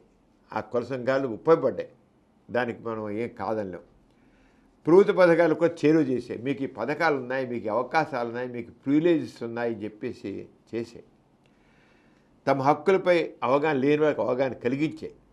మీకు అవకాశాలను వినియోగించుకోండి, మీకు ఏమైనా రాజ్యాంగం ఉన్నాయని చెప్పి ఆ కుల సంఘాలు ఉపయోగపడ్డాయి. అంటే నేను చెప్పేది ఏంటంటే ఎస్సీలు ఎస్టీలు వీళ్ళున్నారే, వీళ్ళు ఇచ్చినవి చాలా ఉపయోగపడ్డాయి. నిజంగా పైకి మన భారతదేశంలో ఉపయోగపడ్డాయి. ఆరంగా ఈ కుల సంఘాలు సమాచారం ఇచ్చాయి, వాటి అందరికీ దారి చూపించాయి. సమస్యలు ఎక్కడ మొదలయ్యాయంటే ఇప్పుడు మన కుల సంఘాలు చెప్పాం కదా, ఎక్కడ మొదలయ్యాయంటే సంస్కరణ కన్నా చివరికి గుర్తింపు ముఖ్యమైపోయింది. కొంత సంవత్సరం ఇంకంతా కొంత గుర్తింపు వచ్చే కొంత బయటకు వచ్చారు. కానీ ఇంకా మేము అంటూ ఇంక వాళ్ళంతా వాళ్ళ వాయిస్తే ఇంక వాళ్ళదే ఇంక ఇదైపోయింది అన్నమాట. అది గుర్తింపు ముఖ్యమైంది. న్యాయం కన్నా పోటీ పెరిగింది. వాడి పైకి వచ్చిన మనం ఈ పోటీలు అయిపోయాయి. సమన్యాయం అయిపోయి ఇక్కడ కొన్ని కులాల మధ్య పోటీ పెరిగింది. అరే వాడు ఎంతకాలం ఎరగబడి ఉన్నారు, వాడు వస్తున్నారని చెప్పు. కానీ ఎప్పుడైతే వీళ్ళు కూడా అవసరం కంటే ఎక్కువ వాయిస్ రేజ్ చేసేసి ఎక్స్ట్రా ఎప్పుడైతే వాళ్ళు చేయడం మొదలెట్టారో దాంతో ఏంటి అయిపోయింది, న్యాయం కన్నా పోటీ పెరిగింది. ఇక ఒకసారి ఒక అవకాశం వచ్చింది, అందరూ కొందరు ఎదిగాక మేమందరం భారతీయులం అనుకోవాలి. అంతేగాని పలానా కులం వాడిని, నేను పలానా కులం వాడిని, ప్రతివాడు కులాలు, ప్రతివాడు నా కులం, మేము తక్కువే మాకెందుకోరు, మేము తక్కువే మాకెందుకోరు. ఆ మధ్య ఒక అగ్ర కులస్తుల అమ్మాయి మాట్లాడుతూ, అసలు మాకు ఏ అవకాశం లేని మాకు ఏ రకమైన ఆధారం లేదు, మేము ఏదో ఆ వేదం చదువుకుంటే ఏదో నా డబ్బులు వస్తే అక్కడ అదే పౌరత్వం చేస్తేనే డబ్బులు రావడం అంతే, ఎవరికో కొద్ది మందికి అవకాశాలు, మాకేమీ లేవు, మా కులం పెద్ద కులం అని చెప్పి మాకెవ్వరు ఏ రకమైన అవకాశం ఇవ్వట్లేదు అని చాలా బాగా పోయింది ఒక ఆవిడ, అగ్ర కులస్తుల అమ్మాయి సోషల్ మీడియాలో పెట్టింది. అసలు చక్కగా మామూలు కింద కులాల వాళ్ళు అంటారు, వాడు మా అందరికంటే సార్ బాగున్నారు, వాళ్ళ అవకాశాలు ఉన్నాయి, మాకే లేకుండా పోయాయని ఈ కులం గురించి కులం పేరెత్తి మాకు అవకాశాలు కావాలని, అంటే ఇక కులాల మధ్య కుమ్ములాటలు. ఈ కులం ఆ కులం ఈ కులం ఉన్న సమాజంలో అసలు మనం కులరహిత మతరహిత సమాజం కోరుకుంటున్నాం. ఇక్కడ కులాల కుమ్ములాట మొదలైపోయిందమ్మా. మాకు అవకాశాలు కాదు, మాకు అవకాశాలు, మేము తక్కువ, మాకేం తక్కువ, మేము తక్కువ, మేము ఇంతకాలం అడగదొక్కబడ్డాం కనుక మాకు ఎప్పటికీ కావాలని ఇంకోళ్ళు. ఇక జాతి సమైక్యత పోయి కులాల కుమ్ములాట మొదలైంది తల్లి. ఎంతకాలం కులాల కుమ్ములాట మొదలైపోయింది. ఇక ముందు కులం గురించి ఆరాటం, తర్వాత దేశం గురించి ఆలోచన ఉడికి దేశం గురించి ఆలోచన నరబడింది. కులమే ముఖ్యమైపోయింది, దేశం కాదు. మనందరం భారతీయులు, మన దేశాన్ని ముందు అభివృద్ధి తీసుకెళ్ళాలని పోయి నా కులాన్ని పెంచుకోవాలి, నా కులాన్ని నా కులం వాళ్ళందరూ పైకి తీసుకెళ్ళాలి, నా కులం వాళ్ళందరూ గొప్పగా ఉండాలి, నా కులం వాళ్ళు చేయాలనేది ఇది జాతీయ ఐక్యతని అడిగే చూసావా, జాతీయ ఐక్యతని బలహీనపరుస్తుంది. ఈ సంఘాలు ఈ శాశ్వత కుల చైతన్యం చూసా, కుల చైతన్యం మా కులం గొప్పది, మా కులం గొప్పది, మేము గొప్పవాళ్ళం, మాకు అవకాశాలు అనేటికల్లా ఈ కుల గుర్తింపుని పదే గుర్తు చేస్తాయి. మీ ఫలాని కులాలు, ఏ కులాలు మర్చిపోవాలని, అందరూ భారతీయులుగా ఉండాలనుకుంటున్నాం, అందరూ ఒకే భారతీయులు, ఒకే పౌరులు, భారతదేశ పౌరులుగా ఉండే చోట కులాల వారిగా గుర్తింపు మళ్ళీ ఈ కులానికి ఇంక దాంతో కుర్రోళ్ళు కూడా, యువత కూడా మేము పలానా కులం, పలానా రొమ్ములు తీసుకుని మేము మా కులం గొప్పది. దీనికి ఇటీవల కాలంలో ఓ చిన్న విషయాన్ని నేను తీసుకొస్తాను. అంటే నీకు నిన్న మొన్నటిదాకా నీకు ఆ ఎస్సీలు ఎస్టీలు వాళ్ళకి అవకాశాలు లేవు కనుక, రాజ్యాంగపరంగా ఇచ్చారు కనుక ఉపయోగించుకోవాలని చెప్పి వాళ్ళ చైతన్యం తీసుకొచ్చి మీకు అవకాశాలు ఉన్నాయని చెప్పి చేయడం అయిపోయింది. ఇప్పుడు అవన్నీ పోయి వాళ్ళే కాకుండా తక్కిన కులాలు కూడా వాళ్ళందరూ వాళ్ళ కులాల గురించి కుల సంఘాలు పెట్టుకుని వాళ్ళు పెద్ద ఐక్యం అవుతుంటే మేనా తక్కువ. ఇక జాతి సమైక్యత అభివృద్ధి ఇక్కడ కూడా ప్రతివాడు చివరికి మన ప్రభుత్వం కూడా అన్ని కుల సంఘాలకి ఒక కార్పొరేషన్, ఈ కులం కార్పొరేషన్, ఆ కులం కార్పొరేషన్, మొత్తం ఎన్ని రకాల కులాలు sub caste and sub caste ఉన్న అన్నిటికీ కార్పొరేషన్లు ఇచ్చి వాళ్ళకి హెడ్స్ చైర్మన్లు. అంటే అందరూ సమైక్యంగా అందరూ భారతీయులుగా అనుకోవాల్సి పోయి నేను ఫలానా కొలుస్తుంది అనేది. దీనికి ఇటీవల ఒక పేపర్లో ఒక ప్రకటన వచ్చింది చూడు. అంటే ఈ కుల చైతన్యం జాతి సమైక్యతని ఎలా దెబ్బకూడదు. నువ్వు అన్నావు కదా కులాల వైపు వచ్చే చైతన్యం అదవని, దానికి ఒక పేపర్లో ఒక కుల సంఘం వాళ్ళది, ఆ పేరు చెప్పను నేను, అవసరం లేదు, మన కులాల గురించి అని పేరు. ఒక కుల సంఘం పత్రికా ప్రకటన ఈ విధంగా ఇచ్చింది. ఏంటంటే, రండి ఏకమవుదాం, మన సత్తా చాటుదాం. వీడు మామూలు వాళ్ళు కాదు, కొద్దిగా అగ్రకులకు సంబంధించినవి. అది ఎక్స్ కులం మహానాడుది. వాడు రండి ఏంటి అన్నాడు, వాడు ఇచ్చిన ప్రకటన పేపర్లో అన్నీ పెద్ద రండి ఏకమవుదాం, మన సత్తా చాడదాం, మన సత్తా కూడా చాడదాం. ఎక్స్ కులం మహానాడు, కులం పేరు చెప్పట్లేదు నేను, ఎక్స్ కులం మహానాడు, XYZ అంటాం కదా, ఎక్స్ కులం మహానాడు. ఎక్స్ కులం గ్లోబల్ ఫెడరేషన్ ఆధ్వర్యంలో ఫలానా కులం గ్లోబల్ ఫెడరేషన్, అది పైగా మామూలు కూడా కాదు. అంటే ఆ కులం వాళ్ళందరూ, ప్రపంచం వాళ్ళందరూ ఒక యూనిట్ అనమాట. ఎక్స్ కులం గ్లోబల్ ఫెడరేషన్ ఆధ్వర్యంలో లక్షలాది మందితో నిర్వహిస్తున్న చారిత్రాత్మక ఘట్టం ఇది. పేపర్ ప్రకటనమ్మా ఎలా ఉందండి. రండి ఒకటై గళమెత్తి జగమంతా ఎలుగెత్తి మన శక్తిని చాటుదాం, ఆ కులం శక్తిని చాటుదాం. రండి ఒకటై గళమెత్తి జగమంతా ఎలుగెత్తి మన శక్తిని చాటుదాం. మనమంతా ఏకమైతే, ఇక చూడు, మనమంతా ఏకమైతే, మన లక్ష్యం ఒక్కటైతే అవకాశం మనదే, అధికారం మనదే. సెక్యులర్ స్టేట్లో కులాల వారీగా అధికారమా? మన శక్తిని చాటుదాం, మనమంతా ఏకమైతే, మన లక్ష్యం ఒక్కటైతే, అంటే మనం అందరిది లక్ష్యం ఒకటైతే అధికారం మనదే, అధికారం మనదే, అవకాశం మనదే, అధికారం మనదే. 10 మందిని కదిలించండి, మన సత్తా చాటండి. ఇది ఎక్స్ కుల సంఘం యొక్క అడ్వర్టైజ్మెంట్. ఎటుపోయింది ఈ కుల సంఘాలు? చివరికి అధికారం చేపట్టి చేయాలి. అంటే ఈ కుల సంఘానికి అధికారం వస్తే ఇంకో కుల సంఘం వాళ్ళు మాట్లాడతారు. ఎక్స్ అయితే బై ఈ కుల సంఘానికి ఒక రాజకీయ నాయకుడు వస్తాడు, ఆ కుల సంఘం బై ఈ కుల సంఘానికి ఇంకోటి వస్తాడు, జడ్డు కుల సంఘం మరో రాజకీయ నాయకుడు వస్తాడు. ఇదా దేశ సమైక్యత అంటే? ఇప్పటికే మతాల వారీగా కుమ్ములాట, ఇక రేపు కులాల వారీగా కుమ్ములాట. ఇది జాతి సమైక్యత. ఇందుకోసం మన స్వాతంత్ర్యం.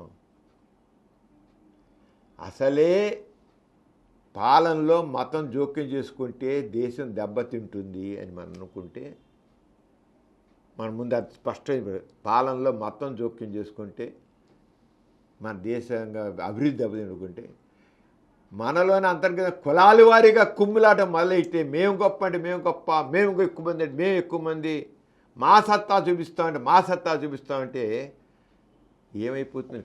దేశం ఏమైపోతుంది? సంఘం ఏమైపోతుంది? ఈ ప్రజలు ఏమైపోతారు? కులాల కుమ్ములాట, కులాల కుమ్ములాట. ఈ పొట్టేళ్ళు కుమ్ములాడుకుంటాయి, మధ్యలో చిన్న చచ్చి కూర్చుంటాయి. ఆరంగా ఈ పొట్టేళ్ళు కుమ్ములాటలు బలవుతాయి. ఇప్పుడు ఒక ఎక్స్ ప్యాక్టరీ చేశాడు, మరి వైద్య చేస్తాడు, రేపు జడ్డు చేస్తాడు. పొట్టేళ్ళేక చిన్నవని చిన్నకంత చితికిపోయి చిందరవందయి గందరగోళం అయిపోయి మన భవిష్యత్తు ఏమవుతుంది? ఈ కుల సంఘాలన్నింటికీ అసలు యాక్చువల్గా ఈ కులాల వారీగా కార్పొరేషన్లు పెట్టి ప్రభుత్వపరంగా గుర్తింపు ఇవ్వడం తప్ప. అసలు ముందు మన ఆంధ్రప్రదేశ్లో కూడా కులాల వారీగా గుర్తింపిస్తూ కార్పొరేషన్లు పెట్టి వాడు చైర్మన్లు పెట్టి చేశారు. ఎంత కులాల కుమ్ములాటకి ఇది బాట. ఇది చాలా తప్పు. ప్రజాస్వామికంలో ప్రజలందరికీ సమానమైన గౌరవం ఉండాలి, సమానమైన అవకాశాలు ఉండాలి, అందరికీ ఇచ్చివ్వండి. ఆర్థికంగా వెనకబడ్డ వాళ్ళందరికీ పైకి తీసుకురండి, అవకాశాలు లేని వాళ్ళందరినీ పైకి తీసుకురండి. కులాల బట్టి కాదు, ఆర్థికంగా వెసులుబాటు ఉన్న వాళ్ళకి. అసలు మన రాజ్యాంగంలో మొట్టమొదటి తప్పు ఏంటంటే, ఎవరైతే ఆర్థికంగా వెనకబడి ఉన్నారో వాళ్ళని పైకి తీసుకురండి అని పెడితే, కులాలతో సంబంధం లేకుండా ఎస్సీ ఎస్టీ అనకుండా ఆర్థికంగా అవకాశాలు లేని వాళ్ళు, చదువు సంధ్యలు లేని వాళ్ళు, ఇల్లు వసతి లేని వాళ్ళు, వాళ్ళందరికీ సమన్యాయం చేయాలి, వాళ్ళందరూ పైకి చెప్పండి. అందరి అసలు గొడవలు మనం అందరం భారతీయులు అనేవాళ్ళం. మహాత్మా గాంధీ ఏం చేశాడు? భారతీయులంతా ఒకటే ఎప్పుడు అన్నాడు, భారతదేశంలో కులాల వారీగా మతాల వారీగా విభజన పనికి రాదు, అందరూ భారతీయులుగానే ఉండాలి, అంత ఐక్యత ఐక్యత ఐక్యత అని ఘోషించాడు మహాత్మా గాంధీ. బ్రిటిష్ పాలన విభజించి పాలించు, ఇక్కడున్న వాళ్ళకి ఈ మతాలకి వాళ్ళ మతాలకి మధ్య వాళ్ళ జుట్టు పిక్కొని ఈ జుట్టు పట్టు చేస్తే నో, అందరం భారతీయులుగా ఉందాం, కులాలు మతాల పక్క విభజన వద్దు, మనకి అందరం ఒకటేలాగా ఉందాం అని చెప్పుకొచ్చారు. ఆయన స్వాతంత్ర్యం వచ్చిన తర్వాత కూడా అప్పుడు బ్రిటిష్ వాళ్ళు విభజన పాలన పెడితే ఇప్పుడు మన వాళ్ళే మన మధ్య మనకే గొడవ పెడుతున్నారు. లేకపోతే ఏంటి? మనమంతా ఏకమైతే, మన లక్ష్యం ఒకటైతే అవకాశం మనదే, అధికారం మనదే. దేనికోసం? అందరికీ అవకాశం కావాలి, ఒక్కరికే కావాలా? అవకాశం మనదే, అధికారం మనదే, మనమే ఏకఛత్రాధిపత్యం. చాలా ప్రమాదకరమైన ధోరణి ఇది. ఇప్పటికైనా ఈ ప్రభుత్వాలు మేలుకోవాలి, రాజకీయ నాయకులు మేలుకొనాలి. ఈ రకమైనది కులతత్వవాదాన్ని ఖండించాలి, ఏమాత్రం ప్రోత్సహించకూడదు. భారతీయులంతా ఒకటే. ఆర్థికంగా వెనకబడతాను అంటే పైకి తీసుకురండి, అది తప్పనిసరి. అవకాశాలు ఏమైనా చదువుకోవడానికి అవకాశాలు చదివిపి ఇవ్వండి, ఉండడానికి ఉండి ఇల్లు కట్టివ్వండి. కులాల మారీగా మాత్రం చూడకండి. ఇల్లు లేదు, చదువు లేదు, ఉద్యోగం లేదు, ఆదుకోండి, పైకి తీసండి. అంటే కులాల వారీగా మాత్రం విభజన చేయొద్దు, కులాల వారీగా పక్షపాతం చూపించద్దు. అప్పుడే మన భారతదేశం. లేకపోతే మన సెక్యులర్ దేశం మతాల రాజ్యాలు ఎలా కుమ్ములాట్లు ఉన్నాయో మతాల పరంగా కొట్టుకుంటున్నారు. మనం ఇక్కడ కులాల వారిగా కొట్టుకుని మనం కూడా అధోగతి అవుతామని మొత్తం చెబుతున్నాను. యువత మేలుకో, ఈ కులాల కుమ్ములాట్లు ఇరుక్కోకు. డాక్టర్ గారు, ఫిబ్రవరి 28న నేషనల్ సైన్స్ డే కదా. ఈ సందర్భంగా గోరా సైన్స్ సెంటర్ ఆధ్వర్యంలో విద్యార్థులకు ఏమైనా పోటీలు నిర్వహిస్తున్నారా? ప్రిమేరా, గోరా సైన్స్ సెంటర్ అనేక దశాబ్దాలుగా సమాజంలో scientific knowledge and scientific temper promote చేయడం కోసం చాలా యాక్టివిటీ చేస్తూ వస్తుంది. ఇక్కడ సైన్స్ సంబంధించిన మ్యూజియం ఉంది, సైన్స్ గురించి. అలాగే ఇటీవల కాలంలో మనం గోరా టెక్ హబ్ పెట్టాము. అలాగే Gora advance health science exhibition పెట్టాము. అలాగే ఎన్నో రకాలుగా సైన్స్ గురించి అండర్స్టాండింగ్ కోసం ఎక్కడ లేనంత నాలెడ్జ్ని ఇక్కడ స్పేస్ సైన్స్ గురించి, అలాగే ఆర్టిఫిషియల్ ఇంటెలిజెన్స్ గురించి, రాకెట్ టెక్నాలజీ గురించి, ఇది ఏదైనా కాదు, ఇది లేటెస్ట్ సైన్స్ సంబంధించిన నాలెడ్జ్ అంతా ఇవ్వడానికి యూత్ కోసం. అలాగే జనాలు కూడా వచ్చి యూత్ కూడా వచ్చి బాగా చూస్తున్నారు. ఇక humanoid robot is guide in this science. అంత అడ్వాన్స్డ్ సైన్స్ అండ్ టెక్నాలజీ సంబంధించి ఎగ్జిబిషన్స్ పెట్టి జనాలు సైంటిఫిక్ నాలెడ్జ్, సైంటిఫిక్ టెంపర్ పెంపొందించడానికి కృషి చేస్తూ వస్తున్నాం. ఫిబ్రవరి 28 నేషనల్ సైన్స్ డే, మా జాతీయ సైన్స్ దినోత్సవం. ఈ సైన్స్ దినోత్సవం అనేది పురస్కరించుకుని మనం ఇక్కడ గోరా సైన్స్ సెంటర్ ఆధ్వర్యంలో మనం యూత్కి, కాలేజీ విద్యార్థులకి, హై స్కూల్ విద్యార్థులకి సైన్స్ మీద మనం ఒక ఎస్సే కాంపిటీషన్ పెడుతున్నాం. వాళ్ళందరికీ పేజీలు ఇస్తాం. రంగాను చాలా అన్ని హై స్కూల్ కాలేజీ విద్యార్థులు అందరికీ కూడా, అలాగే పోస్ట్ గ్రాడ్యుయేట్ విద్యార్థులు కూడా అందరూ కూడా పార్టిసిపేట్ చేశాను. దీంట్లో ఈ సైన్స్ దీంట్లో ఏంటి మాట ఇచ్చిన థీమ్ ఇచ్చారంటే, థీమ్ సైన్స్ డే, ఈ నేషనల్ సైన్స్ డే 2026 థీమ్ ఏంటంటే science and technology for a sustainable future. ఈ టాపిక్ ఏంటంటే science and technology for a sustainable future. భవిష్యత్తు అభివృద్ధికి సైన్స్ అండ్ టెక్నాలజీ చక్కగా. ఇది ఎందుకు ఫిబ్రవరి 28 పెట్టారంటే 1928లో మన భారతీయ శాస్త్రజ్ఞుడు సివి రామన్ 1928 ఫిబ్రవరి 28న సివి రామన్ ఎఫెక్ట్ని ఆయన అనౌన్స్ చేశారు.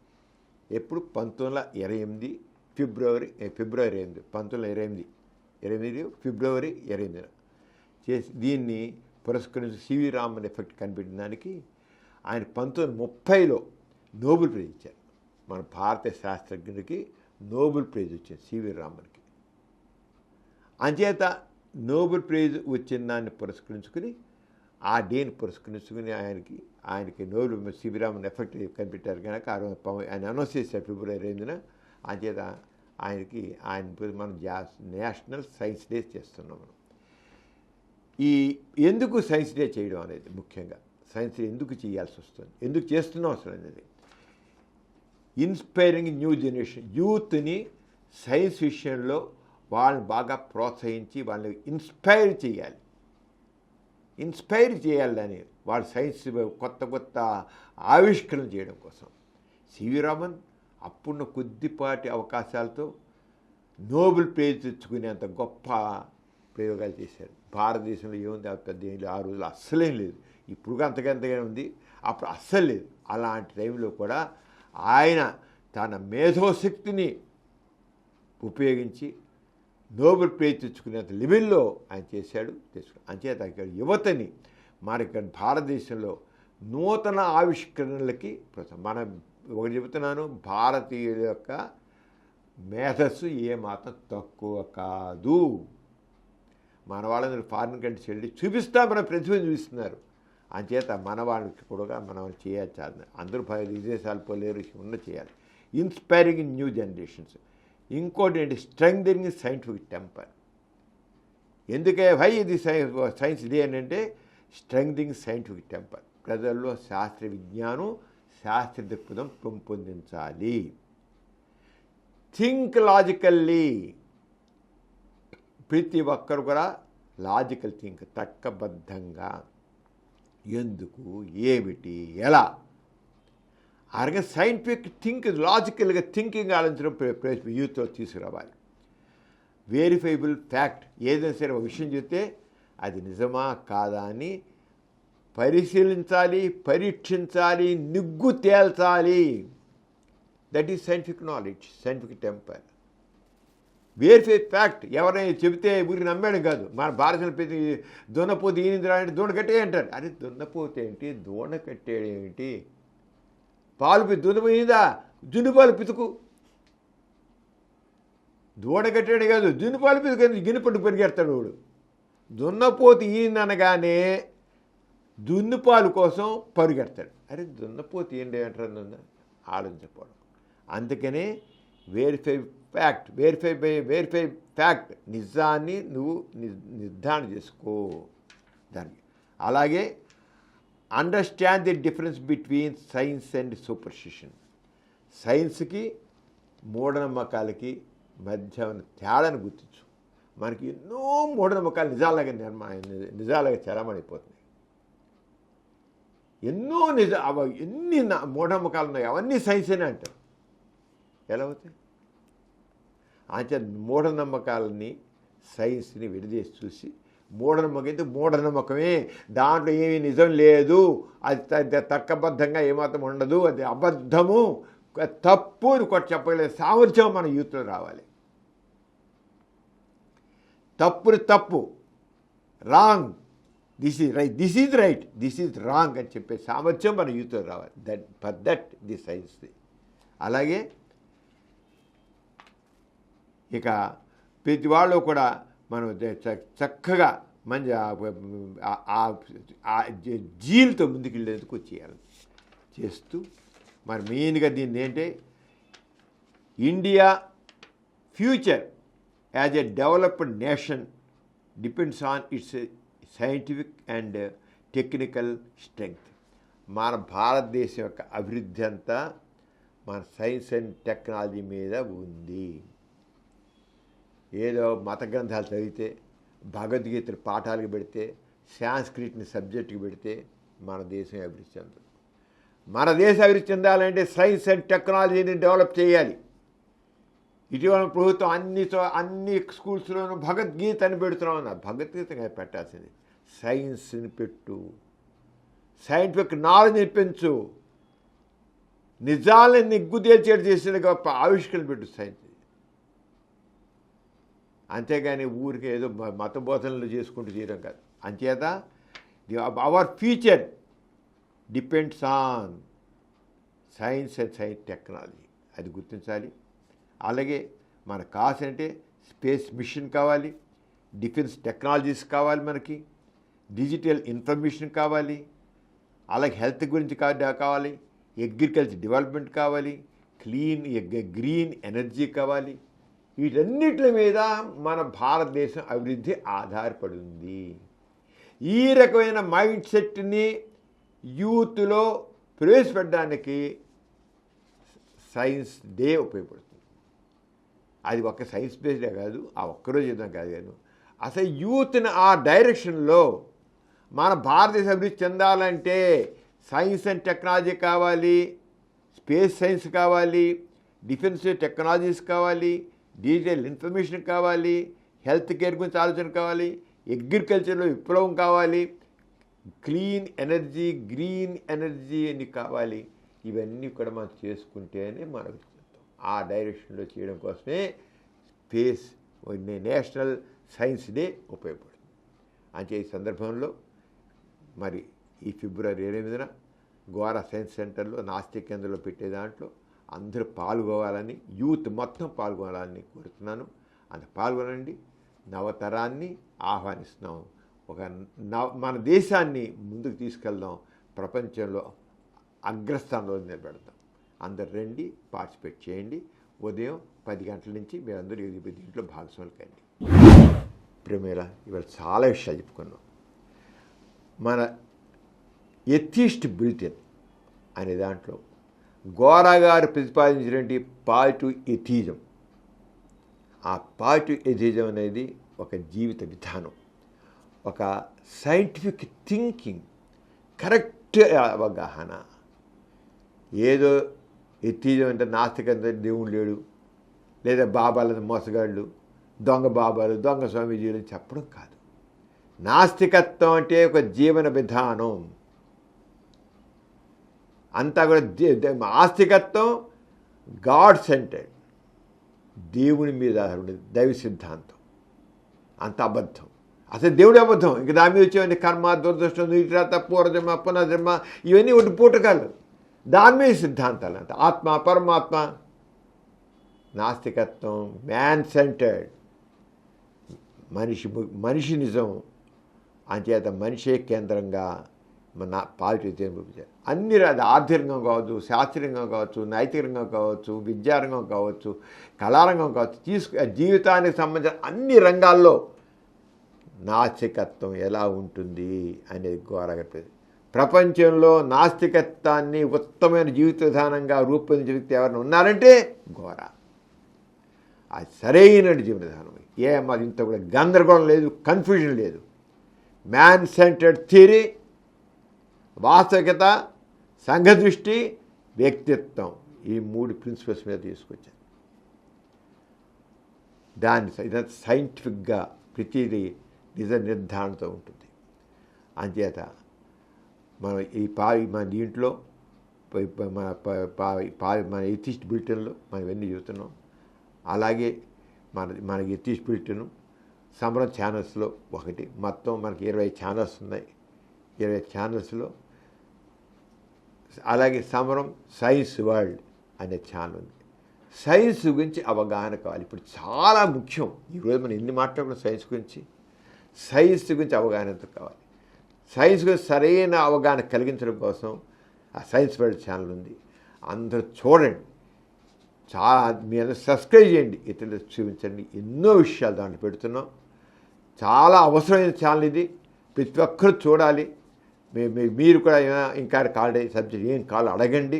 ఆ రంగ సమాచారం మీకు అందించిన ప్రయత్నం చేస్తాము. ఆ చీర చూస్తూ మరి పిమిల అందరు సెలవు తీసుకుందాం. మరి ప్రేక్షకులందరికీ జై ఇన్సాన్. జై ఇన్సాన్. ఈ కార్యక్రమం మీకు ఎంతో నచ్చింది కదా.